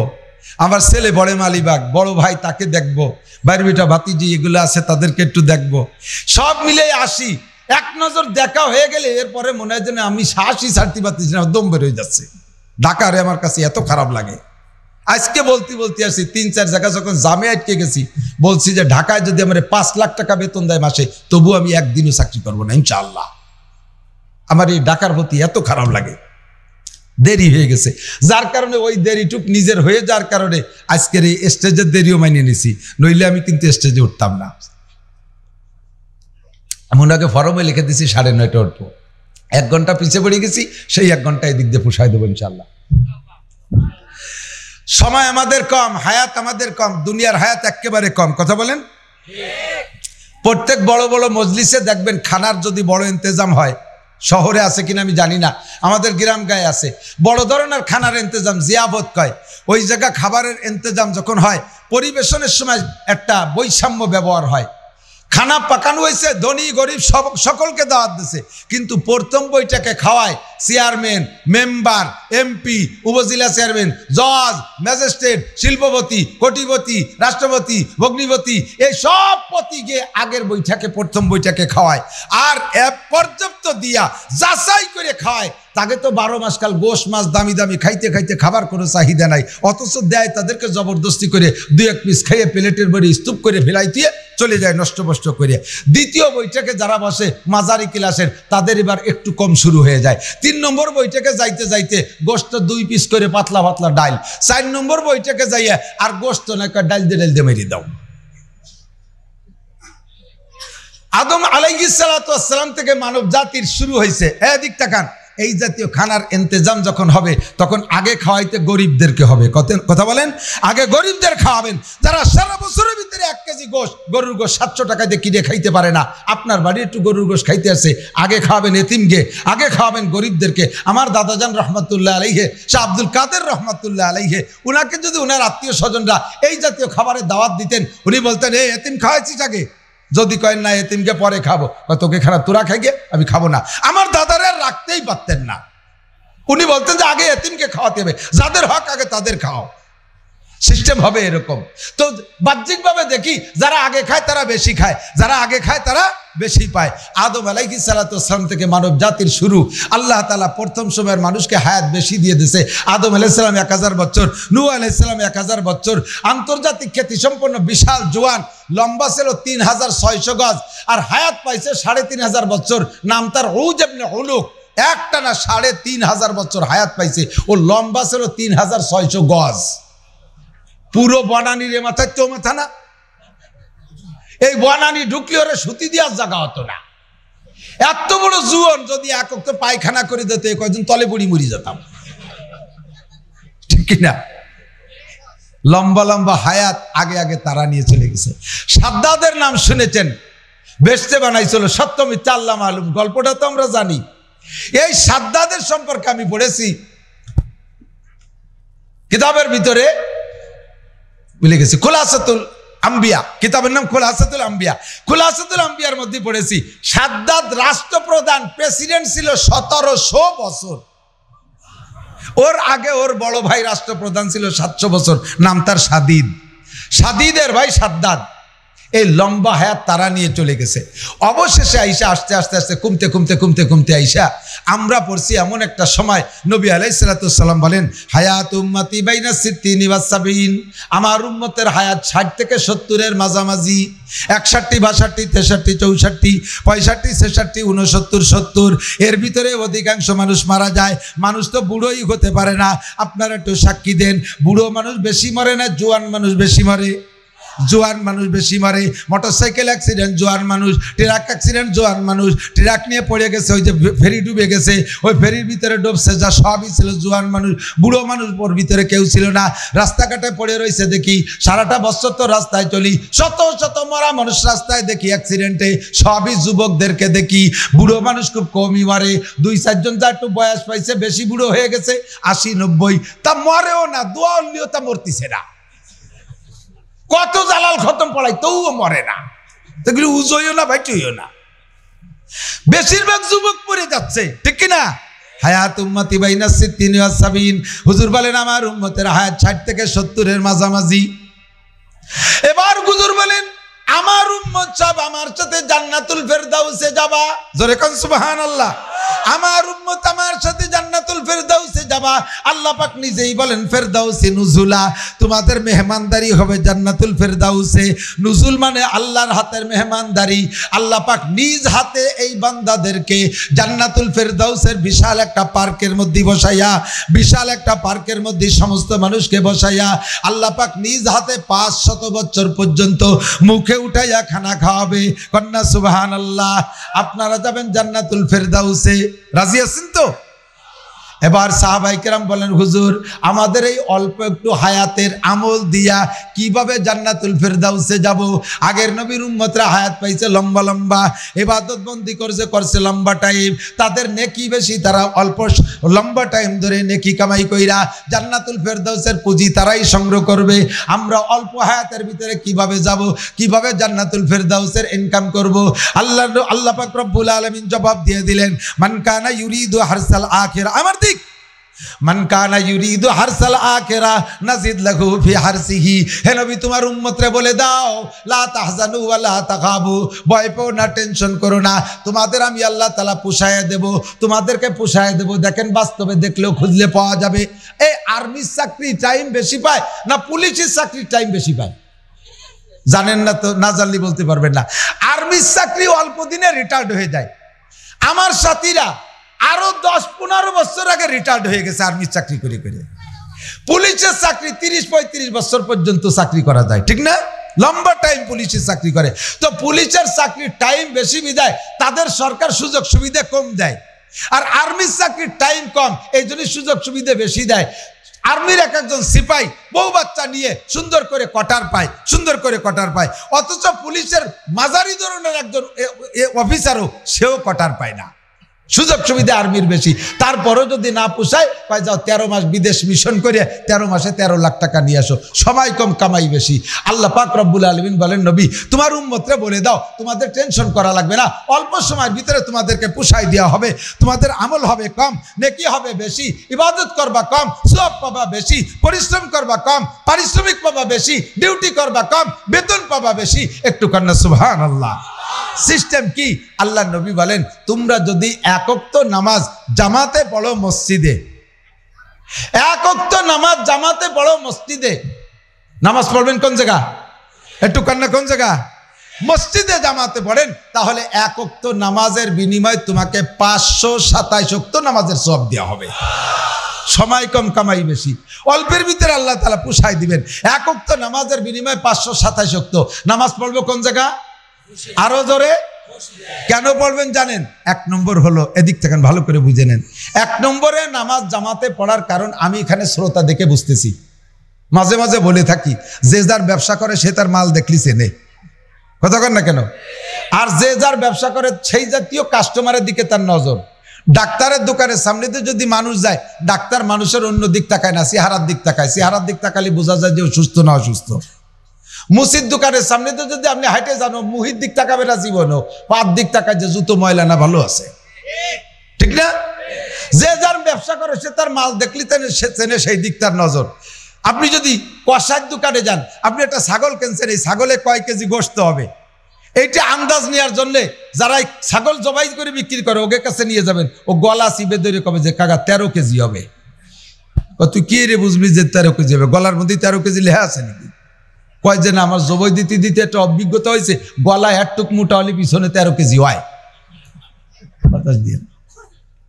তো যদি 8 বছর কষার ব্যবসা করে গলা চিবে ধরে 13 কেজি খইতে পারে, আর আমি 27 বছর ওয়াজের ব্যবসা করি, শ্রোতা দেখলে আমি টের পাই, এ মাল দেখলে আমি চিনি। 99% পাবলিক যারা আছেন, 99% আপনি যত ঢকের পাবলিকই হন না কেন, 99 রাখছি, 1% আলাদা রাখছি, থাকতে পারে কোনো আল্লাহর বান্দা। 99% পাবলিক যারা মাদ্রাসায় পড়েন নাই কোনোদিনও, আপনাদের সূরা কিরাত পরিপূর্ণ শুদ্ধ করতে পারেন নাই, কোনো মতো শুদ্ধ না। আপনাদের আলহামদুলিল্লাহ অশুদ্ধ, কথা বলেন, আপনাদের সূরা কিরাত অশুদ্ধ। আর নামাজ ভাঙ্গার কারণ 13টি, কয়টি? নামাজ ভাঙ্গার কারণ 19টি, কয়টি? নামাজ ভাঙ্গার কারণ কয়টি? জোর হলো না? একটু সবার বলতে হবে কয়টি? আমি এই জন্য মস্ক করাইতেছি, মুখে বলাইতেছি, কিয়ামতের ময়দানে যায় আপনাকে আল্লাহ পাক যখন বলবেন এই তোমার নামাজ ভাঙ্গার এই সমস্যা, এই কারণে নামাজ ভেঙে গেছে, তুমি সংশোধন করো নাই কেন? তুমি কি জানো না নামাজ ভাঙ্গার কারণ কয়টা? কয় আল্লাহ আমি জীবনেও শুনি নাই এ কথা যে নামাজ ভাঙ্গার কারণ 19টা। এবার বলবে যে কেন মৌলানা নাসির সাহেব ওয়াজ করছিল, তা কি তোমার মনে নাই? কয় যে উনি কইলে এ কথা তো বলেই নাই। উনি যদি বলতো যে নামাজ ভাঙ্গার কারণ 19টে, তাহলে কি আমি এই কটা মুখস্থ না হয়ে ছাড়তাম? তুমি আমার চেনো না, আমি কত ভালো মানুষ। আল্লাহ কয় নাকতিমা আল্লাহ ফাহিক, তোর মুখ বন্ধ করে দেব। তুই নিজেই মুখ দিয়ে বলছিস নামাজ ভাঙ্গার কারণ 19টে, বিশ্বাস না হয় ইকরা কিতাবাকা, তোর আমল নামা খুলে দেখ ওর মধ্যে আছে না নাই। আমল নামা খুলে দেখবে যে আজকে আপনি বলছেন নামাজ ভাঙ্গার কারণ 19টে লেখা আছে। আমার গাড়ির থেকে মামলা এবার আপনার কাঁধে চলে যাবে। আমি বিপদ থেকে বাইসে যার জন্য মস্ক করাই দিলাম। নামাজ ভাঙ্গার কারণ কয়টি? 1 নম্বরে নামাজে অশুদ্ধ পড়া। 1 নম্বরে নামাজে অশুদ্ধ কিরাত পড়া। নামাজের মধ্যে শুধু কিরাত অশুদ্ধ না, আরো অনেক কিছু আছে। অশুদ্ধ পড়লে নামাজ বাতিল হয়ে যায়। যেমন নামাজের মধ্যে দোয়া কুনুত পড়েন, নামাজের মধ্যে দোয়া কুনুত পড়েন। দোয়া কুনুতে আপনি কি পড়ছেন জানেন? ওয়ানাশকুরুকা ওয়ালা নাকফুরুকা। আমার সাথে একটু পড়েন, ওয়ানাশকুরুকা ওয়ালা নাকফুরুকা। অনেকরা আমি কইছি ওয়ানাশকুরুকা, নিজে ওয়ানাশকুরুকা না কইয়ে ওয়ালা নাকফুরুকা কয়। ওয়ানাশকুরুকা ওয়ালা নাকফুরুকা তরজমা হলো আল্লাহ তোমার হাজারো নিয়ামত খাই ব্যবহার করি, তাই তোমার শুকর আদায় করি। ওয়ালা নাকফুরুকা জীবনও তোমার কুফরি নাফরমানি করব না। এই হলো দোয়া কুনুতের তরজমা এই অংশের। কিন্তু আপনি পড়ছেন কি জানেন? ওয়ানাশকুরুকা ওয়ালা নাকফুরুকা। এটা কিন্তু কিরাত না, দোয়া কুনুত। আপনি পড়ছেন ওয়ানাশকুরুকা ওয়ালা নাকফুরুকা। আল্লাহ এতদিন তোমার শুকর আদায় করছি, এখন থেকে লামে তাকিদ লাগাইছেন। লারে না টানলে লামে তাকিদ হয়ে যায়। তরজমা হইছে অবশ্যই আজকে থেকে তোমার কুফরি নাফরমানি করবই। ঈমান থাকবে, নামাজ হবে। আপনি নামাজের ভিতরে তাকবীর দেন, তাকবীরে কি বলছেন? আল্লাহু আকবার। নামাজ বাতিল, আপনার শুরুই হয় নাই। আল্লাহু আকবার কত রঙের তাকবীর দেয় না? আরে আল্লাহু আকবার যদি টান দেন তরজমা হবে আপনি জিজ্ঞেস করতেছেন কাহারো কাছে আল্লাহ কি বড়? আমার তো তা মনে হয় না, আমার তো মনে হয় আমার আব্বাই বড়। এই কথা কইস, এই দাঁড়িয়ে 10 টাকা নাই তোর কাছে যে বাদাম খেয়ে গেছে, বসে বসে আপনি বলছেন এদিক থেকে শুদ্ধ কুলিয়া কুলিয়া আইয়ুহাল কাফিরুন লা আ'বুদু মা তা'বুদুন। এটা হলো শুদ্ধ কুলিয়া। হে কাফেররা জেনে নাও, তোমরা 33 কোটি দেবদেবীর পূজা পাঠ করো, আমি কোনোদিন করিও না, করব না। এই হলো সূরা কাফিরুন তরজমা, এই আয়াতের তরজমা। কিন্তু আপনি পড়ছেন কি? কুলিয়া আইয়ুহাল কাফিরুন লা আ'বুদু মা তা'বুদুন। লারে নাটাই না, লা আ'বুদু মা তা'বুদুন পড়ছেন। তরজমা কি হয়েছে জানেন? হে কাফের ভাইরা জেনে নাও, এতদিন তোমরা যে পূজা পাঠ করো, আমি যদিও না করে থাকি, অবশ্যই আগামী থেকে তোমাদের সাথে আমি পূজা করিবই। ঈমান থাকবে। আর বাস্তবতাই ঘরের ভিতরে আপনাদের শহরে বড় লোকদের মধ্যে খুবই দেখা যায়, শোকেসের ভিতরে হরিণীর মূর্তি, তারপরে কুত্তের মূর্তি, বিড়ালের মূর্তি, বাঘের মূর্তি, এ মূর্তি ও মূর্তি ইত্যাদি মূর্তি শোকেস ভরে সাজাইয়া যাই নামাজদারে সামনে দিয়া যাই নামাজটা বিছাইয়া এবার সিজদা দেয় আর নামাজের মধ্যে কয় লা আ'বুদু মা তা'বুদুন। আমি তোমারে পুজো অবশ্যই শুরু করে দিছি, এখন থেকে নিয়মিত পুজো করব। হিন্দুরা মন্দিরের মধ্যে বাঘের মূর্তি, কুত্তার মূর্তি, সিংহর মূর্তি ইত্যাদি মূর্তি রাইখা পূজা করে। তুমিও ঘরের মধ্যে শোকেস ভরে এগুলো লাইখা তারে সামনে করে নে সিজদা দাও। দোস্ত তোমার জীবন ভরে এইরকম নামাজ যত বর্ষ কিছুই হয় নাই। আল্লাহ পাক রব্বুল আলামিন আমাদেরকে সহজ করে দিয়েছেন। আমার নবীও বলে দিয়েছেন মান কানা ফি সালাতি ইমামুন ফাকিরাতুল ইমামি লাহু কিরাতুন। যার নামাজে ইমাম আছে, ইমামের কিরাতি তার কিরাত। আমাদের মুসল্লিদেরকে ইমামের পিছনে সূরা ফাতিহা পড়া লাগবে। কথা কয় না? আপনার কি ফাতিহা পড়ার পক্ষে নাকি? ইমামের পিছনে সূরা ফাতিহা পড়া লাগবে, কিরাত পড়া লাগবে, আমিন জোরে বলা লাগবে না। আমি ঢাকা এসে দেখে আমার মাথা খারাপ হয়ে যায়। প্রত্যেকটা মসজিদই মুসল্লি সব হানাফি মাযহাবের, 90% হানাফি মাযহাবের। সব মাসালাগুলো হানাফি মাযহাবের আমল করে, সানাও বান্ধে নাবির নিচে, রফে দাইন করে না, পাও জায়গা মতো রাখে, সব মাসালা হানাফি মাযহাবের। অথচ ইমাম সাহেব ওয়ালা দাল্লিন করে ছাড়িয়ে দিলি সারা মসজিদে একেবারে গুঞ্জন করে ওঠে আমিন। এই সব মসজিদে আমিন জোরে কয়া ইমামরা মোটে ঠেকাতেই পারতেছে না। এদিক তাকান, আমিন জোরে বললেও দোষ নাই, আস্তে বললেও দোষ নাই। যখন গ্যাঞ্জাম বাঁধাবে তখন জোরে বললে দোষ আছে। এদিক তাকান, হাদিসে আসছে আল্লাহ নবী বলেন, আমি কি বলছি আগে মনে রাখবেন, আমিন জোরে বলবেন না আস্তে বলবেন, দুইটা আপনার খেয়াল আছে। এই দুইটার কোন দিকে এভাবে সহি পরিষ্কার হাদিস নাই যে আমিন জোরেই বলবা আমিন আস্তেই বলবা, এরকম আসে নাই। হাদিসে আসছে কি, ইজা ক্বালা আল ইমামু গায়রিল মাগদুবি আলাইহিম ওয়ালাদ-দাল্লিন ফাকুলু আমিন। ইমাম যখন ওয়ালাদ-দাল্লিন করে ছেড়ে দেয় তখন তোমরা আমিন বলবা।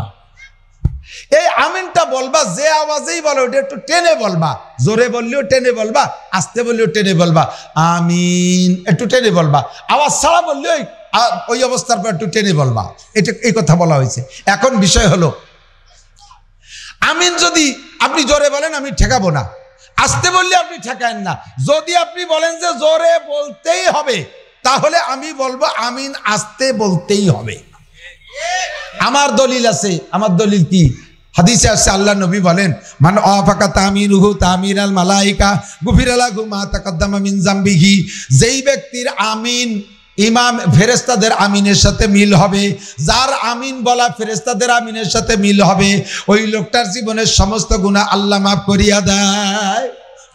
এবার আমার আমিন ফেরেশতাদের আমিনের সাথে মিলানোর দুইটা দিক। কয়টা? একটা হলো টাইমের মিল, আর একটা হলো শব্দের মিল। টাইমের মিল কি? ফেরেশতারা যখন আমিন বলবে আমি ওই সময় আমিন বলবো, তাহলে টাইমের মিল হলো। আর একটা হলো আওয়াজের মিল, ফেরেশতারা যে আওয়াজে বলবে আমিও যদি ওই আওয়াজে বলি, তাহলে আওয়াজের মিল। দুইটা দিক দিয়ে যদি ফেরেশতাদের সাথে আমিন মিলাইতে পারি, তাহলে আমার জীবনের সমস্ত গুনাহ মাফ। নবী পাক বলেছেন, এবার ফেরেশতাদের আমিনের সাথে টাইমের মিল করছি, সেটা হলো ইমাম যখন ওয়ালাদ-দাল্লিন বলে ছেড়ে দিয়েছে, ফেরেশতারা ওই সময় আমিন বলছে, আমি ওই সময় বলছি, টাইমের মিল করছি। এবার ফেরেশতারা আমিন জোরে বলছে না আস্তে বলছে? জোরে বললি তো শুনতাম, আমি যখন শুনি নাই তাহলে ওইটাই আস্তে বলা। কথা বল না কেন? তাহলে ফেরেশতারা বললো আস্তে, আপনি কেন জোরে বলেন? অর্ধেকে মিল করছেন, অর্ধেকে মিলেন নাই। আপনার গুনাহ অর্ধেক থেকে যাবে আর অর্ধেক মাফ হবে। পুরো মিলাতে পারলে সব মাফ। ভালো করে মনে রাখবেন, আমরা হানাফি মাযহাবের ইমাম মুসল্লি, আল্লাহর রহমতে আমাদের সুযোগ আছে। ফরজ নামাজে ইমামের পিছনে কিরাত পড়া লাগে। আমার কিরাত অশুদ্ধ, অশুদ্ধ কিরাতে 100 বছর নামাজ পড়ছেন, খুদার কসম অশুদ্ধ কিরাতে নামাজ পড়ছেন 100 বছর হায়াত পর্যন্ত আপনার এক ওয়াক্ত নামাজও হয় নাই। বিনা হিসাবে বেনামাজি হিসেবে কিয়ামতের ময়দানে আপনাকে উঠতে হবে। বান্দা, তুমি ইংরেজি পারো, অঙ্ক পারো, সায়েন্স পারো, বিজ্ঞান পারো, কেমিস্ট পারো, কত কিছু পারো, কত না পারা তা পারা শিখছো, কেন তুমি কোরআন শরীফ পড়া শিখলে না? আর কোরআন শরীফ পড়া দুনিয়ার সমস্ত ভাষা শেখার চাইতে কোরআন শরীফ শেখা সহজ। আল্লাহ নিজেই বলেন, আল্লাহ ইয়াওয়াজা, কোরআনের মধ্যে কোনো বক্রতা আল্লাহ রাখে নাই। ইংরেজি ভাষার মতো ফালতু ভাষা হয় না। লেখে একটা পড়ে আর একটা। কথা কয় না? লেখে টি পড়ে স। ইলেকশন বানান কি? TION সন, ঠিক না? প্রোডাকশন বানান কি? TION টন হবে, তার সন কয়। CHAL কে হবে সোল কে কয় সব। এল গেল কোন জায়গা? যে এল যদি না বলিস তাহলে হইস কে? কথা কয় না কে? MOTHER হবে মতিয়ার, তা কয় মাদার। লেখে একটার পড়ে আর একটা। এতটা ফালতু ভাষা। লেখে জি পড়ে গ। আবার যদি সব জায়গায় জি রে গ পড়তো তাহলে করে দুঃখ ছিল না। আবার জায়গায় জায়গায় জি রে জি ও পড়ে। জেনারেল লিখতে যে জি দিয়ে লেখে, তা সে জায়গায় জেনারেল পড়ো, তা তো বলো না। আবার বার্গার লিখতে যে জি দিয়ে লেখো, সে জায়গায় বার্জার না পড়ে বার্গার কও। লেখে একটা পড়ে আর একটা। আরবি সদ লেখে সিন পড়া লাগে না, দাল লেখে দত পড়া লাগে না, লাম লেখে মিন পড়া লাগে না, কাপ লেখে কপ পড়া লাগে না, যা লেখি তাই পড়ি। এত সহজ সরল ভাষা, এ পড়তে মাত্র 61 দিন লাগে। এই 61 দিনের মেহনত করলে আপনার নামাজ শুদ্ধ হবে। যতদিন শুদ্ধ না হবে অতদিন আপনার অশুদ্ধ কিরাতের নামাজ হই নেই। হই নেই এবং সামনে যত পড়বেন হবে না। 100 বার আমি বলে 1 কোটি বার বলবো। এখন আপনি যদি রাগ করে কন যে এ পড়ার পরে যদি নাই হয়, শীতকালে ওযু বানাতে হাত পা ভেঙ্গি চুরি নিয়ে এসে তারপরে পড়লি যদি নাই হয়, তাহলে না পড়াই ভালো, বাদ যাক, আর পড়বো না। তা আবার আমি বলতে পারবো না। তবে আপনি বললি পড়তে পারেন, না বললি না পড়তে পারেন। আপনার অশুদ্ধ কিরাতের নামাজ হয় নাই, হবেও না। একটা অপশন খোলা আছে। এদিক কষ্ট হচ্ছে আপনাদের? কষ্ট হচ্ছে? একটা অপশন খোলা আছে। কি খোলা আছে? একটা অপশন, সেটা হলো আজকে এই জায়গায় বসে প্রতিজ্ঞা করবেন। আজকে এই জায়গায় বসে প্রতিজ্ঞা করবেন আগামীকাল সকালবেলা একটা নাদিয়া কায়দা, একটা সেপারা কিনিয়া মহল্লার মসজিদের ইমাম সাহেব অথবা স্থানীয় মাদ্রাসার একটা ছাত্রর কাছে অথবা এলাকায় যারা টিউশনি পড়ায় উলামায়ে কিরাম, আমি তার কাছে আজ থেকে, কালকে থেকে, কাল সকাল থেকে পড়বই। মরণের আগে কোরআন শুদ্ধ করে না পড়ে আমি মরব না। এই পাক্কা প্রতিজ্ঞা করে এখান থেকে উঠে যান। রাতে সকালবেলা তো কায়দা কিনবেন, এই নিয়ত করে গেছেন। রাত্রে তো আর কিনতেও পারবে না, পড়তেও পারবে না। সকালে কায়দা কিনে পড়া শুরু করবেন। এই কায়দার আলিফবা শুরু করার পরের থেকে আপনার পিছনের সমস্ত ভুল নামাজগুলো আল্লাহ তাআলা শুদ্ধ করে আমলনামা ভরিয়ে দেবে। যদি আপনি ফজরের আগে রাতারাত মারা যান, তাহলে পিছনের 40 বছরের ভুল নামাজকে আল্লাহ শুদ্ধ করে আমলনামায় উঠাই দেবে। এই একটা দরজা খোলা আছে, তবে প্রতিজ্ঞাটা সেইরকম হতে হবে। সকাল কয় যে যদি হুজুর যখন বলল কাল সকালে তেনা দিয়ে কায়দা, আচ্ছা মুভি তো কয়ে যায় যে কিনবানি, আসলে তো কিনবো না। আল্লাহ তোমার চালাকি ভালোই দিয়ে জানে কি জানে না? আল্লাহু আকবারের দিক তাকান। মসজিদের আজান আর একামতের কি কোয়ালিটি! আল্লাহু আকবার। আমিও ইমামতি করতাম, ছাত্র বয়সে আমার ভাই ইমামতি করতো, 2 ভাই 2 মসজিদে ইমামতি করতাম। ইমামতি করে সামান্য পয়সা নিয়ে তাই দিয়ে আমরা পড়াশোনা করতাম। অত্যন্ত গুরবতের ভিতর দিয়ে আল্লাহ তাআলা আমাদেরকে বড় করছে। তো আমার মসজিদের মুসল্লি একটা মুয়াজ্জিন, এ আজানের এত পাগল, আজান দেবেই। আমি আজান দিলেও তার মন সারে না। আমার আজানের পরে আবার আজান দেয়, মানে ও কেন মিস করলো সেইটা ওরটা পুরোতি হবে। যা করলাম, মিয়া আজান তো হয় না, ইকামত হয় না, শেখেন। 4 বছর শিখেছি। 4 বছর শিখানোর পরে এবার ইন্টারভিউ নিলাম, দেন ইকামত শুনুন। এবার কয় আল্লাহু আকবার, আল্লাহু আকবার, আশহাদু আন্না লা ইলাহা ইল্লাল্লাহ, আশহাদু আন্না লা ইলাহা ইল্লাল্লাহ, আশহাদু আন্না মুহাম্মাদুর রাসূলুল্লাহ, আইউলাতের সালাহ, আইউলাতের সালাহ, আইউলাতের ফালা, আইউলাতের ফালা, কত কাদামিস সালাহ, কত কাদামিস সালাহ, আল্লাহু আকবার, আল্লাহু আকবার, লা ইলাহা ইল্লাল্লাহ। আমি কই ফেরেশতারা থাপলায় দাঁত ফেলাই দিবে। আবার তুমি এই ইকামত দেওয়ার জন্য পাগল? শুদ্ধ আজান, শুদ্ধ ইকামত আমাকে শিখতে হবে কি হবে না? কতক্ষণ ভালো করে মনে রাখেন, আমাদেরকে সুযোগ দেওয়া হয়েছে। এই সুন্নত নামাজ নবীর হক, সুন্নত আমিও মানুষ, নবীও মানুষ। নবীর সাথে অন্য কোনো আমল দিয়ে একটা পীড়িত সম্পর্ক করে নিলে হয়তো এই সুন্নত নামাজের দায় সেখান থেকে ছাড়াই আসতে পারি। বাকি ফরজ নামাজ কার হক? আল্লাহ সেই জায়গায় সুযোগ দিয়েছে। মসজিদে যে ইমামের পিছনে ইক্তেদা করবেন, কিরাত পড়া লাগবে না। কথা কি বুঝে আসছে? পাশাপাশি আপনার এই ভুল কিরাতের নামাজে ইমামের কাঁধে চড়াই দিয়ে আপনি শুদ্ধ নামাজ নিয়ে বাড়ি চলে আসতে পারতেছেন, কারণ পড়া তো লাগতেছে না। আর 1 ওয়াক্তের বিনিময়ে 527 ওয়াক্তের সওয়াব। কোন সুবহানাল্লাহ। আর অজু বানায় যদি অজুর সময় যদি পকেটে মেসাক থাকবে, মেসাক দিয়ে একটা ডলা দেন, ডাইন পাশ থেকে এভাবে ঘুরে ঘুরে একটা ডলা দেন, তাহলে এর বিনিময়ে ওই নামাজের মর্যাদা আরো 70 গুণ বেড়ে যাবে। মান কানা ইউরিদু হারসাল আখিরা নাজিদ লাহু ফি হারসি। আগেই বলেছি, সময় কম কামাই বেশি, সময় কম কামাই বেশি। যে কোনো ভাবে, যে কোনো কৌশলে আমাকে বেশি ইনকাম করতে হবে। তবে সাবধানে, দিক তাকান ভাই, ঘরের থেকে বেরোইছেন, ডিম কিনতে যাবেন, পাশের দোকানদার, বাসার সামনে যে দোকান, ওই দোকানে জিজ্ঞেস করছে ডিমির হালি কত? কয় 60 টাকা। একজন কানে কানে কয় ওই দোকানে ডিমির হালি 55 টাকা, 5 টাকা কম। চুপ করে গুড়ি ভাই হেঁটে চলে গেছেন। সত্যি সে জায়গায় যে 55 টাকা ডিম পাইছেন, সে জায়গা যাওয়ার পরে দেখেন এখন খারাপ লাগতেছে, একটু চাটা খেয়ে যাই, এখন টোস্ট দেশে 5 টাকা, একটা চা দেশে 5 টাকা, একটা পান দেশে 5 টাকা। আর একজনকে ভাই একা খাচ্ছেন নাকি? কয়টা ওরেও খাওয়া, তারও 15 টাকা। খাওয়ানোর পরে এখন এইটি জাতি বাড়ি খারাপ লাগতেছে, এখন রিক্সা ডাকবে, রিক্সা এলাকায় উল্টো দিক যাবো না, রাস্তা খারাপ, 50 টাকা লাগবে।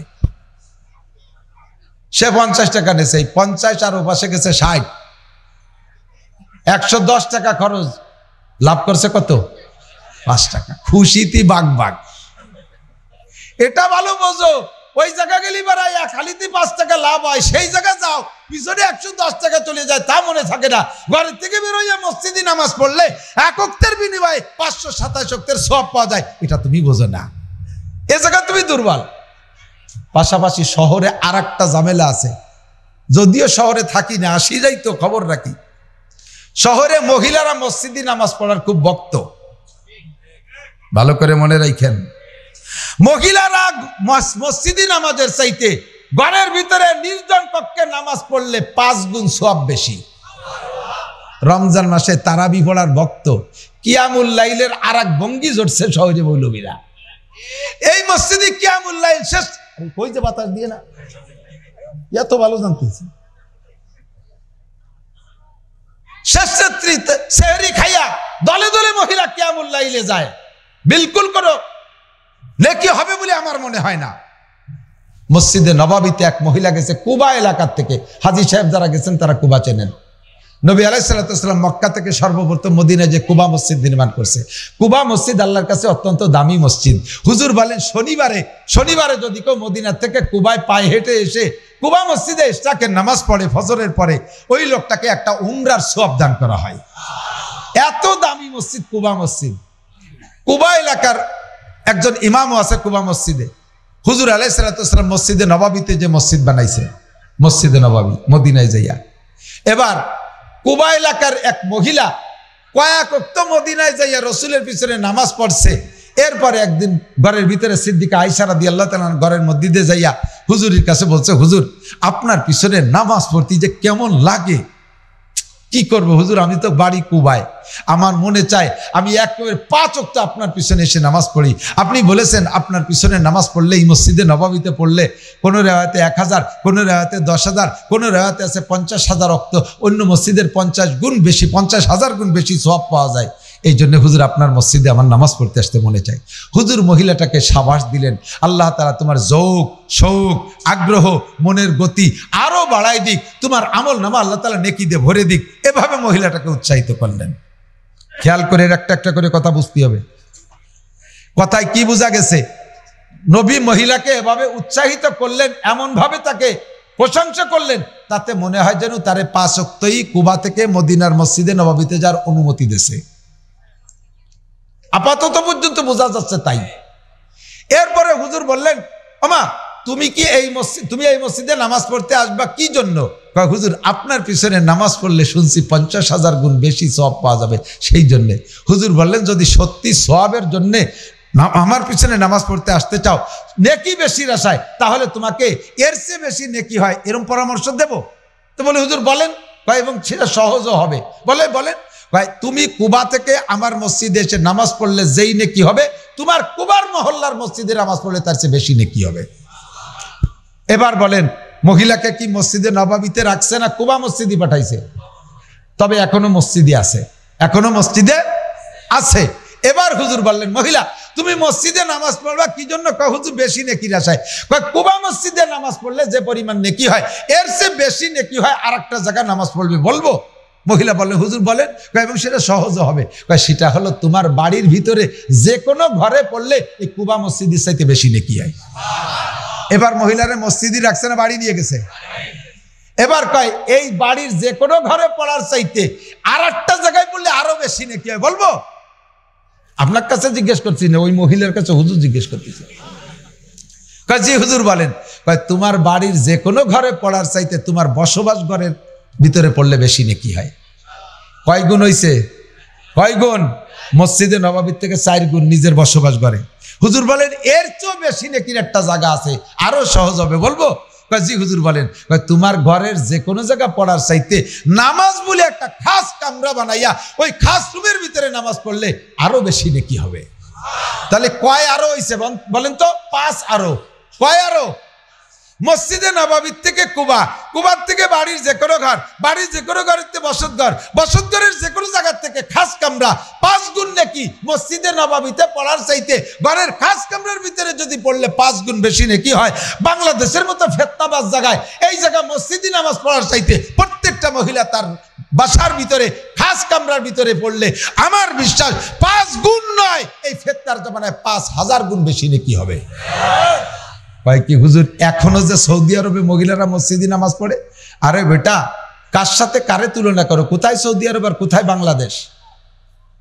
কোথায় সৌদি আরব, কোথায় বাংলাদেশ? হাজী সাহেব যারা গিয়েছেন, হাজী সাহেবরা সাক্ষী দেন, মাগরিবের আজান হয় আরাফাতের ময়দানে। কথা কয় না? আরাফাতের ময়দানে মাগরিবের আজান হয়, কিন্তু মাগরিব ওখানে পড়া যাবে না। মাগরিব পড়তে হবে মুজদালেফায় যাইয়া। মাগরিব আর ইশা একসাথে পড়তে হয় মুজদালেফায় যাইয়া, এরকে বলে জমা বাইনা সলাতাইন। মাগরিবের আজানের পরে এই কোটি খানিক হাজী সাহেব একসাথে রওনা দেয়। কেউ গাড়িতে গাড়িতে যায়, আর পায়ে হেঁটে বহুত যায়। আমি প্রথমবার পায়ে হেঁটে গেছি। প্রায় 2-3 কিলোমিটার পথ যাইতে আপনার হাঁটা লাগবে না, শুধু পড়িয়ে না যান একটু খেয়াল রাখতে হবে। পড়িয়ে গেলে আর বাড়ি যেতে পারলেন না। সুজায় দাঁড়ায় থাকবেন, অনায়াসে স্রোতের গতিতে খালি চলতি তালে থাকবেন। নারী দে, পুরুষ দে, সুন্দরী যুবতী মহিলা, যুবক পুরুষ, সর্বশ্রেণী মানুষ গায়ে গায়ে এমন ভাবে মিশানো, হাঁটা লাগে না, স্রোতের গতিতে সরতি থাকে। পাকিস্তানি, মিশরি, পশ্চিমা সুন্দরী সুন্দরী মহিলারা এভাবে গায়ের সাথে চাপাচাপি ঠেলাঠেলির ভিতর দিয়ে হাঁটে। হাঁটতে হাঁটতে কত দূর যাওয়ার পরে, 7-8 কিলো যাওয়ার পরে ক্লান্ত হয়ে যায়। এই যুবতী মেয়েরা পাহাড়ের গায়ে শুয়ে শুয়ে কিছুক্ষণ রেস্ট নেয়। রাতের বেলা রাত, এ সময় রাত 10টা, 10:30, 11টা, পাহাড়ের গায়ে শুয়ে শুয়ে তারা আরাম রেস্ট নিচ্ছে। তারপরে আবার যায়। মৌমাছির মতো দেখা যাচ্ছে যেন মৌমাছি পড়ে রয়েছে। একটা পুরুষের ভিতরে আল্লাহর রহমতে কোনো প্রকার কুধারণা আসে না। ওর একটা মেয়ের সাথে কথা বলবে, পাশে যে একটু বসবে, এরকম জুরআত আর এরকম বাহাদুরি সাহস অন্তরের ভিতরে আসে না। হেরেম শরীফের ভিতরে তওব করে নারী আর পুরুষ গায়ে গায়ে ডলাডলি, কের দিকে কের খারাপ ধারণা আসে না। সৌদি আরবের সাথে তুমি বাংলাদেশ, মসজিদের ছাদের উপরে জেনার খবর, এর মেহরাবের ভিতরে বিভিন্ন প্রকার খারাপ খবর আসে। এই জায়গা যদি রাতের বেলা মহিলাদেরকে মসজিদে, মহল্লার মসজিদে যার অনুমতি দেয়, ফজর আর ইশার সময় দুর্ঘটনা, অ্যাক্সিডেন্টের সম্ভাবনা থাকে কি থাকে না? কথা বলেন, আছে কি না? আর একটা অ্যাক্সিডেন্ট সারা জীবনের ফরজ জামাতে নামাজ পড়াই দিয়ে তুমি এর কভার করতে পারবা না। কাদেই করনাফি বুয়ুতিকুন্না, আল্লাহ বলেছেন করনাফি বুয়ুতিকুন্না, ঘরের ভিতরে আবদ্ধ থাকো। মহিলাদের তারাবির নামাজ পড়তে যাওয়া লাগবে না। আমি এই ঢাকা শহরের বড় এক মসজিদ নাম কব না, ওই মসজিদের ইমাম সাহেব পুরো ঢাকার সমস্ত ইমামের কাছে প্রসিদ্ধ, নাম কব না। বিসমিল্লাহ। জায়গা আরো ভালো প্রসিদ্ধ, নাম কব না।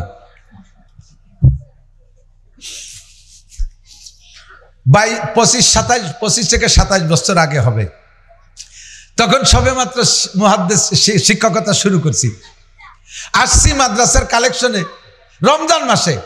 ওই মসজিদের উল্লেখযোগ্য মুসল্লি একজন আমাদের মাদ্রাসার এলাকার ইঞ্জিনিয়ার সাহেব। তো উনি ইমাম সাহেবরে বলে দিলেন যে হুজুর, আমার মাদ্রাসার মুহাদ্দিস অমুক আসছে, একটু এলান দেন। শিল্পপতি, কোটিপতি, এলাকার সবচেয়ে বড় লোক মুসল্লি, এরাই 1000, 1500 এরকম করে টাকা দিলি হুজুর এই জায়গাতে বাড়ি চলে যেতে পারবে লাখখানিক নিয়ে, এই আশায় উনি বলছে। তো ইমাম সাহেব সেই কথার পর এলান দেশে। পুরুষটা মনে হয় 2-3 জনে কিছু দেশে নাকি, আল্লাহ জানে, তেমন পুরুষটা দিল না। এখন ইমাম সাহেব বলতেছে হুজুর, দোতলায় খালাম মারা আছে, আপনি ওই জালনার দ্বারে যে বসেন, খালাম মারা টাহা দেয়। আমি কি এত খালাম মা কইতে ভালো, এখন লজ্জায় মরে যাচ্ছে। ওদিকে ইমাম সাহেব কইছে না গেলি আবার কেমন হয়, রুমাল টুমাল মুড়ি দিয়ে যে জালনার কাছে বইছি, এক খালাম্মা 20 টাকার একটা নোট ছেড়ে দিছে। পরের খালাম্মা এসে হুজুর আমি মুসাফার মধ্যে টাকা দেই, আমার সাথে মুসাফা করবে, সে খালাম্মা টাকা দেবে। আমি কই যে তোমার কাছেও মাপ চাই, আল্লাহর কাছেও মাপ চাই, আমি এই খয়রাতার জীবনে টাকা করতে আসবো না। খালাম্মারা তারাবির নামাজ পড়িয়ে আমি একটা বেগানা পুরুষ, আমার সাথে মুসাফা করি, আমার টাকা দিয়ে উনি বেচতে কিনতে আইছে। নামাজ পড়িয়ে বেরোইয়া বোরকা টোরকা খুলে সব ভ্যানিটি ব্যাগ বইয়ে নিউ মার্কেটের দিকে রওনা। তারাবি ফুড়ে বস্তা বইয়ে কাবাইরে নিয়ে গেছে। শয়তানি বাদ দাও, করনাফি বুয়ুতিকুন্না, মহিলারা নামাজ পড়বে ঘরে, মহিলারা নামাজ পড়বে। আমরা নামাজ পড়বো কোথায়? জোরে বলেন কোথায়? মসজিদে নামাজ পড়বেন। 1 ওয়াক্তের বিনিময়ে 527 ওয়াক্তের নামাজের সওয়াব। এবং আপনার কিরাত ভুল হলেও, যেহেতু কিরাত পড়া লাগতেছে না, ইমাম সাহেবের কাঁধে ভর দিয়ে আপনি একটা সহি নামাজ নিয়ে চলে যাচ্ছেন। কিয়ামতে ইমাম সাহেব ধরা খেয়ে যেতে পারে, কিন্তু আপনি আল্লাহর রহমতে বেঁচে যাবেন। 2 নম্বর, আল্লাহু আকবার। আমার দিক তাকান। সময় কম কামাই বেশি, মনে আছে নাকি? সময় কম কামাই বেশি, অল্প সময় বেশি কামাই করব। আল্লাহ নবী বলেন মান তামাসসাকা বিসুন্নতি ইনদা ফাসাদে উম্মতি ফালাহু আজরু মিয়াতি শাহীদ। যে সময় ফিতনার জামানা, যে সময় দুনিয়া থেকে সুন্নাতগুলো মিটে যাওয়ার সম্ভাবনা দেখা দেবে, মুসলমানের অলসতার কারণে সুন্নত থাকবে না, আর মুসলমানদের অপকৌশলের চেষ্টায় সুন্নতগুলো জগৎ থেকে বিলুপ্ত হতে থাকবে। ওই সময় একটা সুন্নতের পর আমল করলে, এবার আমার দিক তাকান, এই সময় একটা সুন্নতের পর আমল করলে আপনার আমল নামায় আল্লাহর নবী বলেন, আমার সাথে যারা উহুদ বদর খন্দকে গিয়া খয়বারে গিয়ে যুদ্ধ করে কাফেরের মোকাবেলায় লড়তে লড়তে শহীদ হয়ে গেছে, এই রকম শহীদের 100 শহীদের সব তোমার আমল নামায় লিখে দেওয়া হবে। একটা সুন্নতের বিনিময় যে সময় সুন্নত বিলুপ্ত হতে থাকবে। ভাই এদিক তাকান, তিরমিজি শরীফ 2য় খণ্ডের একেবারে নাম্বার 1 হাদিস, 1 নম্বর হাদিস, আল্লাহ নবী বলেন, সাহাবী বলেন, মা আকালা রাসূলুল্লাহ সাল্লাল্লাহু আলাইহি ওয়াসাল্লাম আলা খিওয়ানিন ওয়ালা সুকুরুজাতিন আমা খুবিজা লাহু মুরাক্কাকুন। নবী পাক সাল্লাল্লাহু আলাইহি ওয়াসাল্লাম কখনো চেয়ারে বসে টেবিলে খাই নাই, চেয়ারে বসে টেবিলে দস্তারখানা ছাড়া হুজুর খানা খান নেই। এখন যদি এই ঢাকা শহরের 5 তলা 7 তলা বনানী গুলশান এই এলাকার বড় লোকরা যদি চেয়ার টেবিলি না খাইয়া যদি দস্তারখান বিছাই ফ্লোরে মাদুর বিছাই দেয়, আর এক বড় লোক ওই বাড়ি দাওয়াত খাতি যায়, সে তো নিচেই বসবেই না, ওরে ধিক্কার দেবে, তুই কি খয়রাইতে হয়ে গেছিস, দালান বেছে ডাইনিং টেবিল কেন, যদি তোর ভয়সা না থাকে রাস্তায় থাল পাইতে ভয় আমরা টাকা দিবানি, কেসা ধিক্কার চিনতে করতে পারেন? দস্তারখানকে টিটকারি কইরা তারে দিয়ে এখন ডাইনিং টেবিল কিনায়, চলছে কি চলছে না কথা বলেন? সুন্নত বিলুপ্তির পথে 99% মাদ্রাসার ছাত্রদের কাছে পর্যন্ত মেসাক খুঁজলে পাওয়া যাবে না, মেসাক বাদ দিয়ে সব বিরাস ফায়ার শুরু করে দেয়, গমেতে উঠেই পেপসোডেন্ট দিয়ে বিরাস ফায়ার শুরু করে দেয়। 1 কোটি টাকা দামের স্বর্ণের বিরাজ দিয়ে দাঁত মাজলিও খোদার কসম আজ করলে কি হবে না, অর্ধেক নিয়ে কি হবে না, গাছের একটা ডাল দিয়ে একটা ডলা দিলে সুন্নতের নিয়েতে 100 শহীদের সব পেয়ে যাবেন। কোন সুবহানাল্লাহ। এ সময় সুন্নত বিলুপ্তির পথে কত বড় ফিতনার জামানা। যুবক ছেলে 25 বছরে কলেজে পড়া, বিশ্ববিদ্যালয়ে পড়া যুবক ছেলে, এ যদি দাড়ি রাখে বাপেই তার ঠাট্টা করে, তুই এই বয়সে বুড়ো হয়ে গেলি কে? এ কয় কি কয় না, তোর কি দাড়ি রাখার বয়স হইছে? যদি কোনো বাপ ছেলেরে বলে যে তোর কি দাড়ি রাখার বয়স হইছে, বলার সঙ্গে সঙ্গে ওই আব্বা কাফের হয়ে গেছে। কেন কেন বুঝে কোন কেন কাফের হইছে? ওই ছেলেটা ওই লোকের ওই বুড়ো বাপ ও আল্লাহর কুদরতের পর অভিযোগ করছে, বোঝেন নাই? ওর দাড়ি রাখার বয়স যদি না হয় তাহলে কি আল্লাহ দাড়ি দিয়েছে? বাপে কয় তোর দাড়ি রাখার বয়স হয়নি, তুই রাখলি কে? আল্লাহ হয়তো ভুলবশত দিয়ে ফেলাইছে, তাই বলে তুই রাখবি নাকি? ওর দাড়ি রাখার বয়স না হলে কি আল্লাহ দাড়ি দিছে? কথা কয় না। আমরা জন্ম নিছি, প্রত্যেকেই জন্মের সময় মাথায় কিছু চুল নিয়ে জন্ম নিছি না? চুল ছাড়া কেউই নেই, 99% চুল সহ জন্ম নিছি। তো মাত্র 5-6 মাস মার পেটে থাকিয়ে আমার মাথার ভিতরে এত বড় বড় চুল হতে পারলো, তো আমার ওই সময় দাড়ি হতে পারতো না? দাড়ি সহ হয়েছেন নাকি কেউ? খালি চুল হয়েছে, ঠিক না? তো যে আল্লাহ তাআলা মার পেটে রাখা অবস্থায় চুল দিতে পারছে, সে আল্লাহ দাড়ি দিতে পারতেন, কিন্তু দাড়ি কেন দেই নেই? কয় চুলের মশালার দাড়ির মশালা পার্থক্য আছে। চুলের মশালা হলো জন্মের পরে 7ম দিন মাথার চুল চাইছে হলক করে চুল ওজনে সোনার উপর দান করে দিতে হয়, আর দাড়ির মশালা হলো গজানোর পরে কোনোদিন কাটা যায় না, কোনোদিন কাটা যায় না। এবার দাড়ি বড় সম্মানী অঙ্গ, নবজাতক বাচ্চা সে তার চুল তো কেটেই ফেলতে হবে, তার মুখে যে দাড়ি আছে এই দাড়ির যত্ন সে বুঝবে না। কয়েল কলতের পর শোয়ানো আছে, কয়েল কলতের পর পলিথিনের পর শোয়ানো আছে, পেশাব পায়খানা করে দেখবেন অনেক সময় গুলাই ফুলাইয়ে মাথা মুখ সব জায়গা মাহাই পেলে মুখ ধরে খাওয়াও শুরু হয়ে দেয়। তার দাড়ি মাড়ির কোনো তার যত্ন সে করতে পারবে? কাজেই ওই বয়সে ওরে দাড়ি দিলি দাড়ির যত্ন হবে না, এই জন্য আল্লাহ তাআলা তারে জন্মের সময় দাড়ি দেয়নি। ওরে দাড়ি দেবে কোন সময়? আল্লাহ বোঝেন, আল্লাহ জানেন যে কোন সময় দাড়ি দিলে সে দাড়ির যত্ন করতে পারবে। যা সেই সময় 16, 17, 18, 20 বছর বয়সে যে আল্লাহ তারা দাড়ি দেয়। ওর আব্বা কয় তোর কি দাড়ি রাখার বয়স হয়েছে? তাহলে বোঝা গেল যে আল্লাহর চাইতে 1 লাইন বেশি বুঝিয়ে ফেলাইছে, এতে বাপের ইমান নষ্ট হয়ে যাবে। যুবক ছেলে যদি দাড়ি রাখে মাও তারে ধিক্কার দেয়, তোর আব্বা আজ তো সাবালে গল না, তুই বুড়ো হয়ে গেলি কে? কয় কি কয় না? এই সময় দাড়ি রাখা সম্ভব? কাজেই কাটিয়ে বেলায় দেয়। যুবক স্বামী যদি দাড়ি রাখে বউতিও কয় তুমি এই বয়সে দাড়ি রাখছো, তুমি দাড়ি রাখার পরে আমার বর চাচার মতো দেখা যাচ্ছে। ওর স্বামীরে বলে বর চাচার মতো দেখা যায়। দাড়ি রাখা বড় কঠিন না? কলেজের ছেলে যদি জামা জুব্ব পরে তারে সাথীরা হুজুর কয়ে ভ্যাক্সি মারে, ও হুজুর এ কয় কি কয় না, ব্যঙ্গ করে। তাহলে হুজুর সাজা বড় কঠিন। এই মুহূর্তে যদি তুমি এই সুন্নতগুলোর পর আমল করো, এই বয়সে দাড়ি রাখলে 100 শহীদের সওয়াব, এই বয়সে টুপি পরলে 100 শহীদের সওয়াব, এই বয়সে জুব্বা পরলে 100 শহীদের সওয়াব। মহিলা এই বয়সে যদি তুমি পর্দা করো, এই বয়সে 100% পর্দা। পর্দা আবার বোরকার নাম পর্দা বানাইছে, কিন্তু সে বোরকার আবার শাটার খুলে দেওয়া, দেখছেন না? দোকানের মতো শাটার উল্টে দিচ্ছে, জাপুট হয়ে দিচ্ছে। জাপ উঠেনি বোরকা কোনো বোরকা না। বডির সাথে টাইট ফিটিং বোরকা বোরকা না। বোরকা হতে হবে মোটা, মোটা কালো কাপড়ে ঢিলা ঢালা। সবচেয়ে সুন্দর হয় ঢিলা ঢালা বোরকা বানায়া সোটা দিয়া গরম পানির মধ্যে খারে দিয়ে সেদ্ধ করে দেবেন, কুকড়ি মুকড়ি ধরে যাবে, এই বোরকা পরে ছেড়ে দেবেন। মাইয়ে জীবন ভরে কলেজ বিশ্ববিদ্যালয়ে যাতায়াত করবে, কোনোদিন অ্যাক্সিডেন্ট করবে না। কারণ ওইরকম ঝুপড়ি ঝাপড়া দেখলি কেউ ওর দিক ফিরেও তাকাবে না, ওর নাম্বার কেউ নেওয়ার চেষ্টা করবে না। কতক্ষণ ঠিক ঠিক না? ও তলব করবে না, আল্লাহর রহমতে নিরাপদে যাতায়াত করবে। এই জন্যে শরীয়তের প্রত্যেকটা বিধানের মধ্যে শান্তি আছে। শরীয়তের বিধান আমল করলে দুনিয়ায়ও লাভ, আখেরাতেও লাভ। আখেরাতেও লাভ, দুনিয়ায়ও লাভ। ঠিক কি ঠিক না? এদিক তাকান, আর একটু বুঝাই দিই। দাড়ি রাখতে আরাম না কাটতে আরাম? রাখতে কষ্ট না কাটতে কষ্ট? দাড়ি রাখতে কষ্ট না কাটতে কষ্ট? রাখতে কষ্ট। কাটতে রাখতে তো যে রাখি বেলাইছে হয়ে গেছে রাহা, ঠিক না? কাটতে গেলি ব্যথা করে, কম বেশ ব্যথা করে। এই যে আমরা সাইড দিয়ে একটু মোস্টাস পরিষ্কার করি, তাই তো ব্যথা করে। আর যারা পুরো মুখ আছে, আর যদি সেলুনির থেকে দাড়ি শেপ হন, পয়সা যদি দেওয়ার অভ্যাস না থাকে, সেলুনে ফাঁকি দেওয়ার অভ্যাস থাকে, সেলুনওয়ালা যদি জানে আপনার মুখ শেভ করবে, দাড়ি শেভ করবে, নতুন ব্লেড দে না। এমন ব্লেড দিয়ে চাস্তিছে, ওকে কি এরিস যেতে আমরা শুনিয়ে গেল, ওই যে টাকা দেবানি মোটে 10টা। এই ব্লেড দিয়ে 3 জনের দাড়ি কাটিয়ে 2 জনের বগল সাফ করে তারপরে দর্শে ওরে ছাগল ঝুলার মতো খরাত খরাত শব্দ অতি তালে নিয়েছে, মুখখান লাল হয়ে গেছে, ঠিক কিনা? তাহলে রাখার মধ্যে শান্তি না কাটার মধ্যে শান্তি?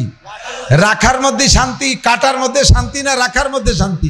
রেখে দিচ্ছি, কোনো সমস্যা নাই। বাকি দেখেন, রাখা দাড়িতে দাড়ি যারা রাখছেন তার মুখে একটু হাত দিয়ে দেখেন তো, স্পঞ্জ করে, ফোম, ঠিক না? বড় মজা লাগে।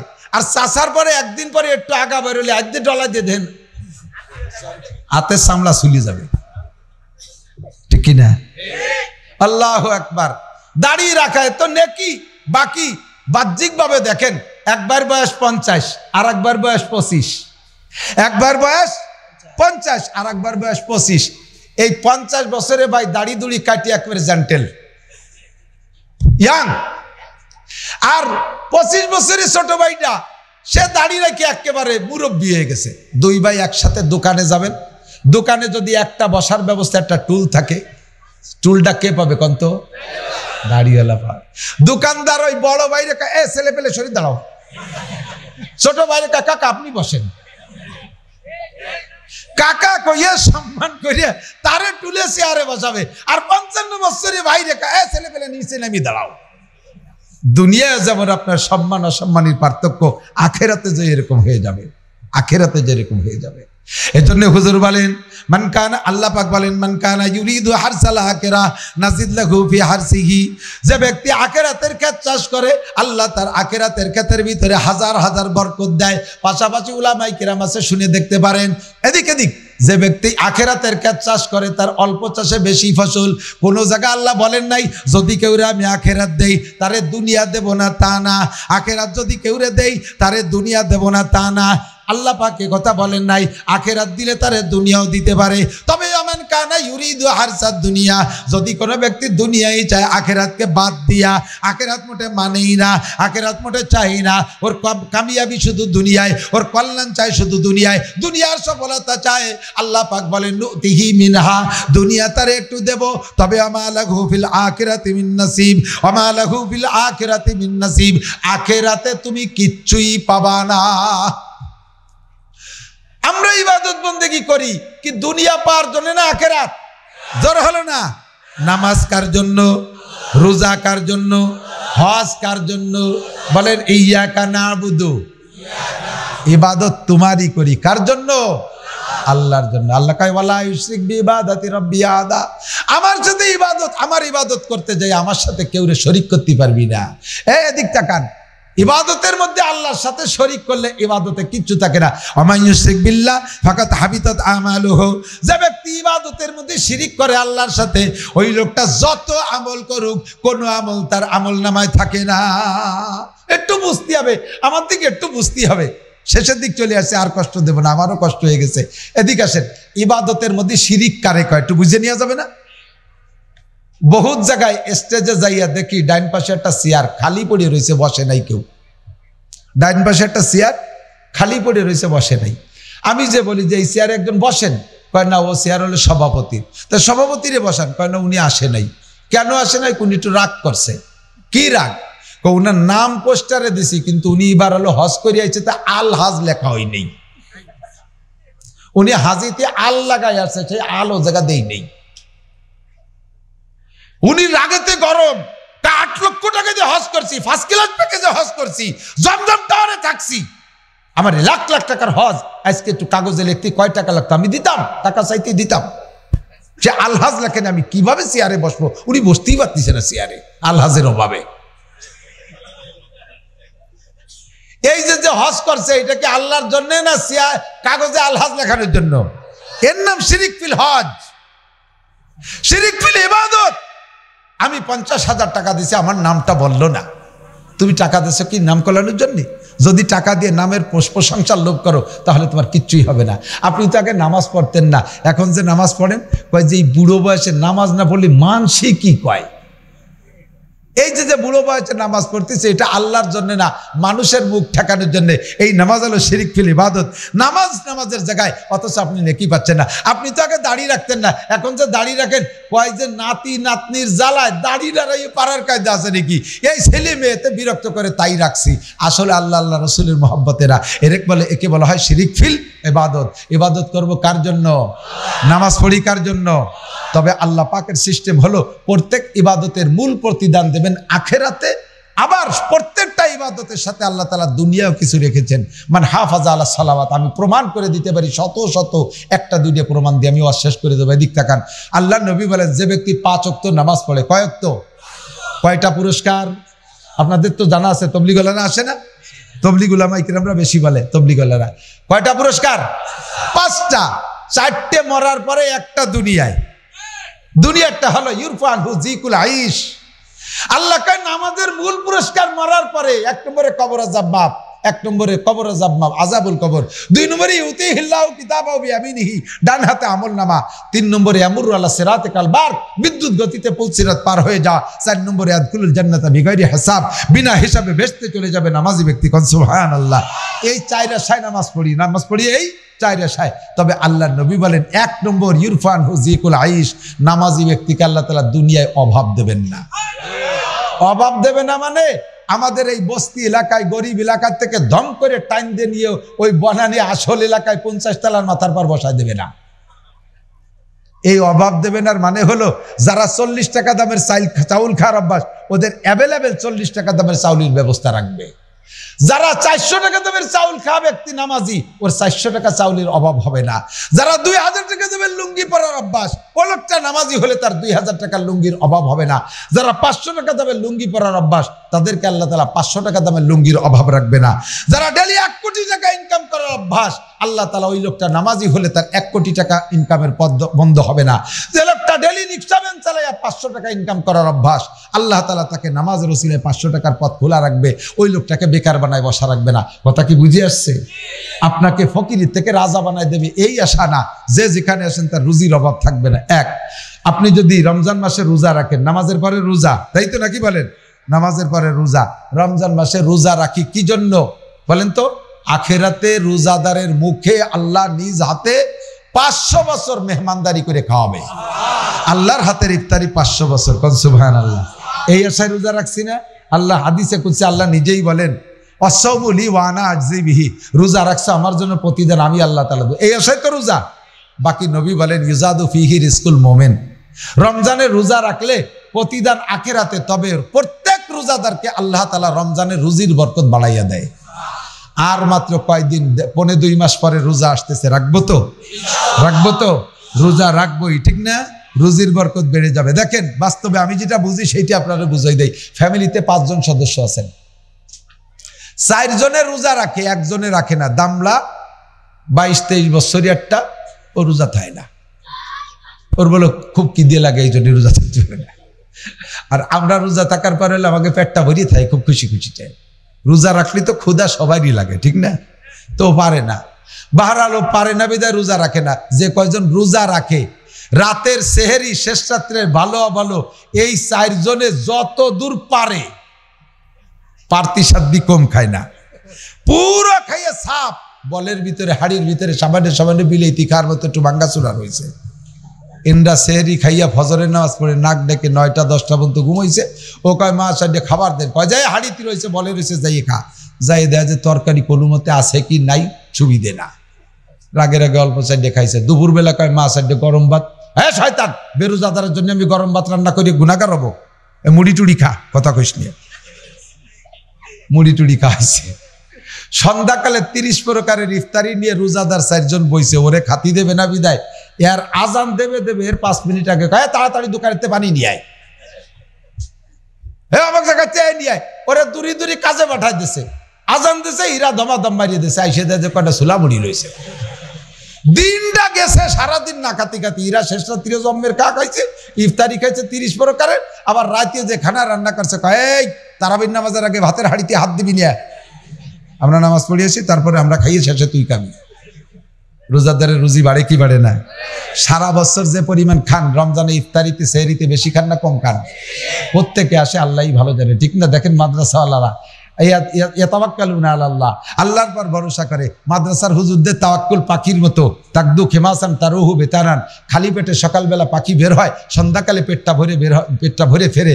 মাদ্রাসার হুজুরদের কোনো ক্যাশ ক্যাপিটাল নাই, আয়ের কোনো সোর্স নাই, ইন্ডাস্ট্রিজ কলকারখানা নাই। রমজানের পরে বছর শুরু করে একেবারে খালি হাতে, 12 মাস কাল আল্লাহর রহমতে কায়দা মতো খাওয়ায়। আল্লাহ কায়দা মতো খাওয়ায়। এবার কই আল্লাহ ইয়ে কোন তামাশা? আল্লাহ কয় চুপ করে খাতি থাক, কামাই অরবে উরা, খাবি তোরা। দেখেন দেখ ভরে ভরে আমার বাইর মাদ্রাসায় তো দেখি আমি, মানে আতি মাঝে মাঝে ওরে কপালছে, মাঝে মাঝে জাকাতের ছাগলরও জাকাত দেয়া লাগে। গরিবকে মধ্যে সে ফ্রিজ খালি হয়ে 5টা-7টা ছাগল পাঠায় দেয়া লাগে, খাই চাইতে পারে না। বড় লোকের এক বাথরুমই গেছে, আজীব শুনবেন, দেখছেন নাকি জানি না, আপনাকে সামনে পড়ছে কিনা, ঢাকা শহরে আছে কিনা তা জানি না। আমি বিদেশে যাইয়া বাথরুমের মধ্যে ঢুকছি, এন্ড বাথরুমের তো একটা প্যান থাকতেই হবে, হাই কমেন্ট বা লো কমেন্ট একটা কিছু থাকতে হবে না, ভিতরে সব জায়গা সমান। আমি তো এই কোয়ানে কি রে, তো বুঝতে পারতেছি না। বের হয়েছে দিয়েছি, আমি বলে ভাই এই কোন জায়গা ঢুক, আমি তো বাথরুমই যাবো কইছে, তো অজুখানায় পাঠাইছে না, মানে ও কেনেই বাথরুম বসবো কোন জায়গা? দেখেন এক জায়গায় 2টা পায়ের ছাপ আছে, ওই পায়ের ছাপ যেখানে, ওর পর পাড়া দিয়ে বসবেন, ওই পায়ের তলাই সুইচ, ওখানে বসার সাথে সাথে নিচেই খুলে যাবে অটো।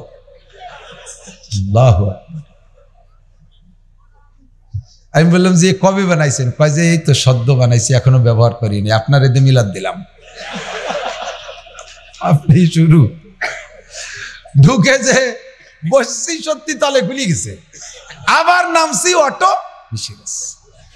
লক্ষ লক্ষ টাকা বসে আল্লাহরে কই যে আল্লাহ, আমরা মৌলবীরা এই পায়খানা জীবনও বানায় পায়খানা করতে পারবো না। আল্লাহকে একটু চিন্তা করবা না, বানাবে ওরা, পায়খানা করবা তোমরা। ও নিজে এখনো ব্যবহার করে নাই, শুরুই করছে তোমার দিয়ে। উলামায়ে কিরামকে সরকার টাকা দেয় না, পয়সা দেয় না, এদের নামে কোনো বাজেট বরাদ্দ নাই। আল্লাহর রহমতে দেখেন আমি খালি একটু চেহারা খারাপ, বাকি কোন হুজুরি চেহারা খারাপ? দেখছেন চাঁদের মতো জ্বলতেছে স্টেজটা। স্বাস্থ্য, চেহারা, পোশাক কোনোটাই কম নাই। তাকদু খেমাসান তারুহু বেতানান। আল্লাহ পাক এমন খাওয়ায়। আর রমজান মাস আসলে যে কি খাওয়া, খাইয়েই শান্তি পারে না। ইজাদু ফিহি রিজকুল মুমিন, প্রত্যেকটা ইবাদতের প্রতিদান রেখেছে আল্লাহ আখিরাতে। আর এর একটা অংশ আল্লাহ তাআলা দুনিয়া দিয়ে থাকে। মান কানা ইউরিদু হারসাল আখিরা নাজিদ লাহু বিহারসিহি। আখিরাতের কাজ চাষ করবা, আখিরাতে প্রচুর দেব, তবে দুনিয়া দেব না তা না, দুনিয়াও তোমারে দেব। কয় মিয়া আছেন বছরে কয়বার বিমানে ওঠেন? ঢাকা থাকতে পারেন বড় বড় বিল্ডিংয়ে, বিমানে উঠে ঘোরাফেরা কয়দিন করে থাকেন? আর আমার বাপের 1 ইঞ্চি জমিও আমি পাই নেই, একখান বাঙ্গা টিনও পাই নেই। আল্লাহর রহমতে আমার বাপ আমাদেরকে কোরআন হাদিসের এলেম শিখাইয়া রেখে এই অবস্থায় কবরে চলে গেছে। বছরে 20-30 বার আল্লাহর রহমতে ডোমেস্টিক বিমানে ঘুরায়, আল্লাহ পাক 20-30 বার উঠায়। আমার চাইতে বড়রা আরো বেশি ওঠে। এখন আমার মোবাইলের মধ্যে 2টা টিকিট রয়েছে, সিলেটের 2টা টিকিট রয়েছে। আল্লাহর রহমতে 5-6 বার হজ উমরায় গেছি। ছেলেকে নিয়ে যাই, খাওয়াই আল্লাহ, পড়াই আল্লাহ। একটা সার্টিফিকেটের মহতাজ না, একটা সার্টিফিকেট আমার নাই। আমি সার্টিফিকেটকে বিশ্বাস করি না। খাওয়াই কে, পড়াই কে? যাকে আল্লাহ তাআলা আখিরাত দেয় তারে দুনিয়া দেবে না তা না, দুনিয়াও দিতে পারে। কিন্তু যে লোকটা শুধু দুনিয়া দুনিয়া নিয়ে কামলা কামি করে, আল্লাহ কয় নুতিহি মিনহা, তারে দেই একটু, তবে ওমা লাহু ফিল আখিরাতি মিন নাসিব, আখিরাতে কিচ্ছু পাবা না, আখিরাতে কিছু পাবা না। শূন্য হাতে তোমাকে উঠতে হবে। প্রত্যেকটা সুন্নতের আমল আমরা করব তো ইনশাআল্লাহ।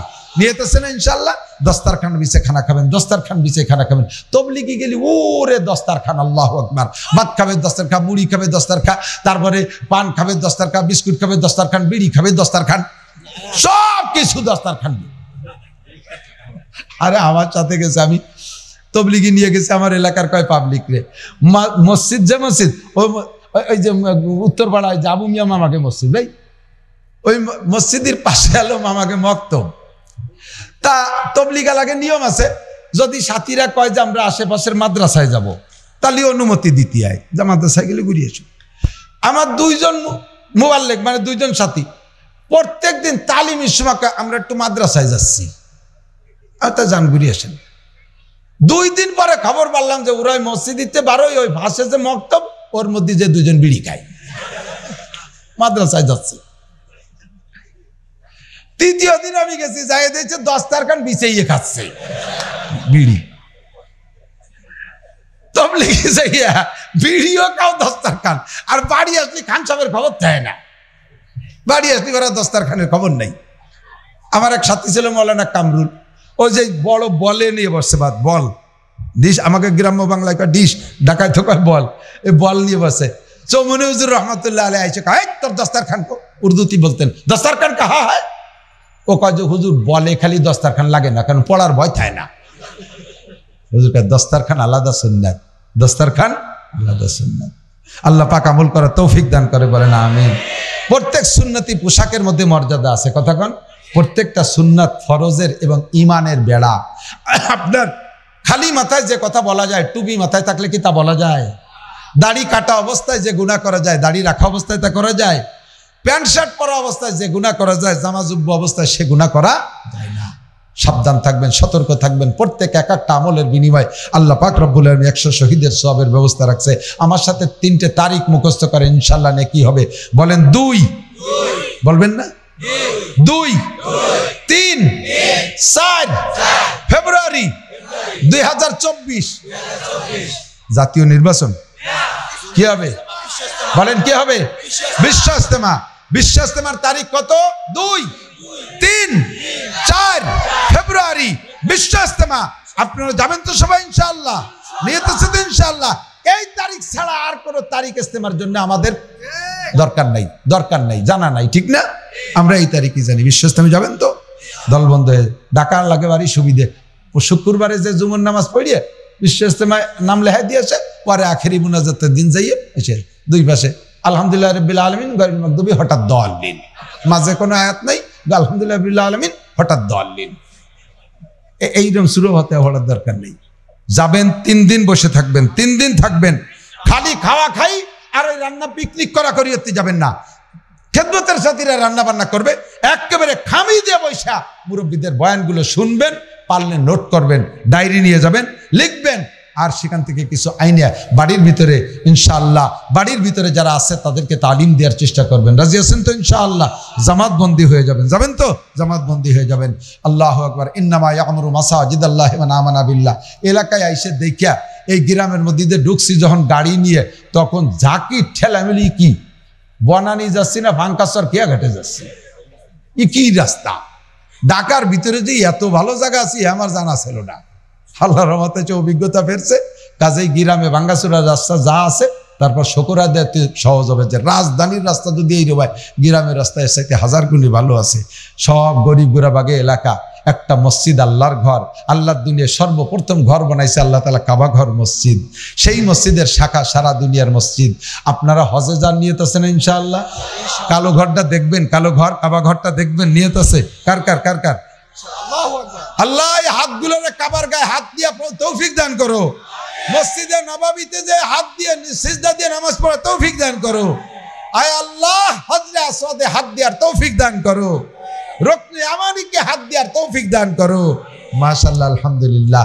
আরে ভাই, জীবন ভরে ক্যালেন্ডারে কাবা দেখেন, সরাসরি কাবা যেদিন দেখতে পারবেন সেদিনের স্বাদের চাইতে স্বাদ হয় না। আমার দুই ছেলেরে নিয়ে গেছি উমরায়, ছোট দুইজন আমি হাত ধরে নিয়ে, ছোট তো হাফেজ হয়েছে বলে থাকি, ইউটিউবে শুনতে পারেন। আমার ছেলেদের হাফেজের হাদিয়া আলো উমরা দুডেরে করাইছি, আর ছোট দুডে পাসপোর্ট করতে দিছি, রমজানে করে নিয়ে যাবো ইনশাআল্লাহ। ওকে দুইজনে নিয়ে গেছি 19 সালে। কাবা যখন বাবে আব্দুল আজিজ গেট দিয়ে দেখা যাচ্ছে, আমি ধরে রাখার চেষ্টা করতেছি, ওরা পাখির মতো আমার হাত থেকে ছুটে চলে গেছে। আমার ওই দুইয়ের আমার বড় ভাইয়ের ছাত্র এই বনানি পড়ে গেছে, পাখির মতো ছুটে চলে যে দেখি যে কাবার সাথে বুক লাগাই দিয়া একেবারে লেগে গেছে কাবার সাথে। আল্লাহু আকবার। হেরেমের ভিতরে দাঁড়াইয়া আমার বাবারা 2 খতম কোরআন শরীফ নামাজ, নফল নামাজের মধ্যে পড়ে আসছে হাফেজরা। এর নেকি আমার ভাইও পাবে, আমার ভাইয়ের হাতে 2 জন হাফেজ, আলহামদুলিল্লাহ। দোস্ত, জীবনে বহুবার ক্যালেন্ডারে দেখছেন, 2টে চোখ দিয়ে দেখলে যে মজা, বাড়ি আসার পরও হাজার উমরা করে আসার পরে আপনি যখনই নামাজে দাঁড়াবেন আপনার চোখের সামনে কাবা ভাসবে, আপনার চোখের সামনে কাবা ভাসবে, তখন নামাজের একাগ্রতা বাড়বে। যাবেন না ইনশাআল্লাহ? নিয়ত আছে তো যাবেন?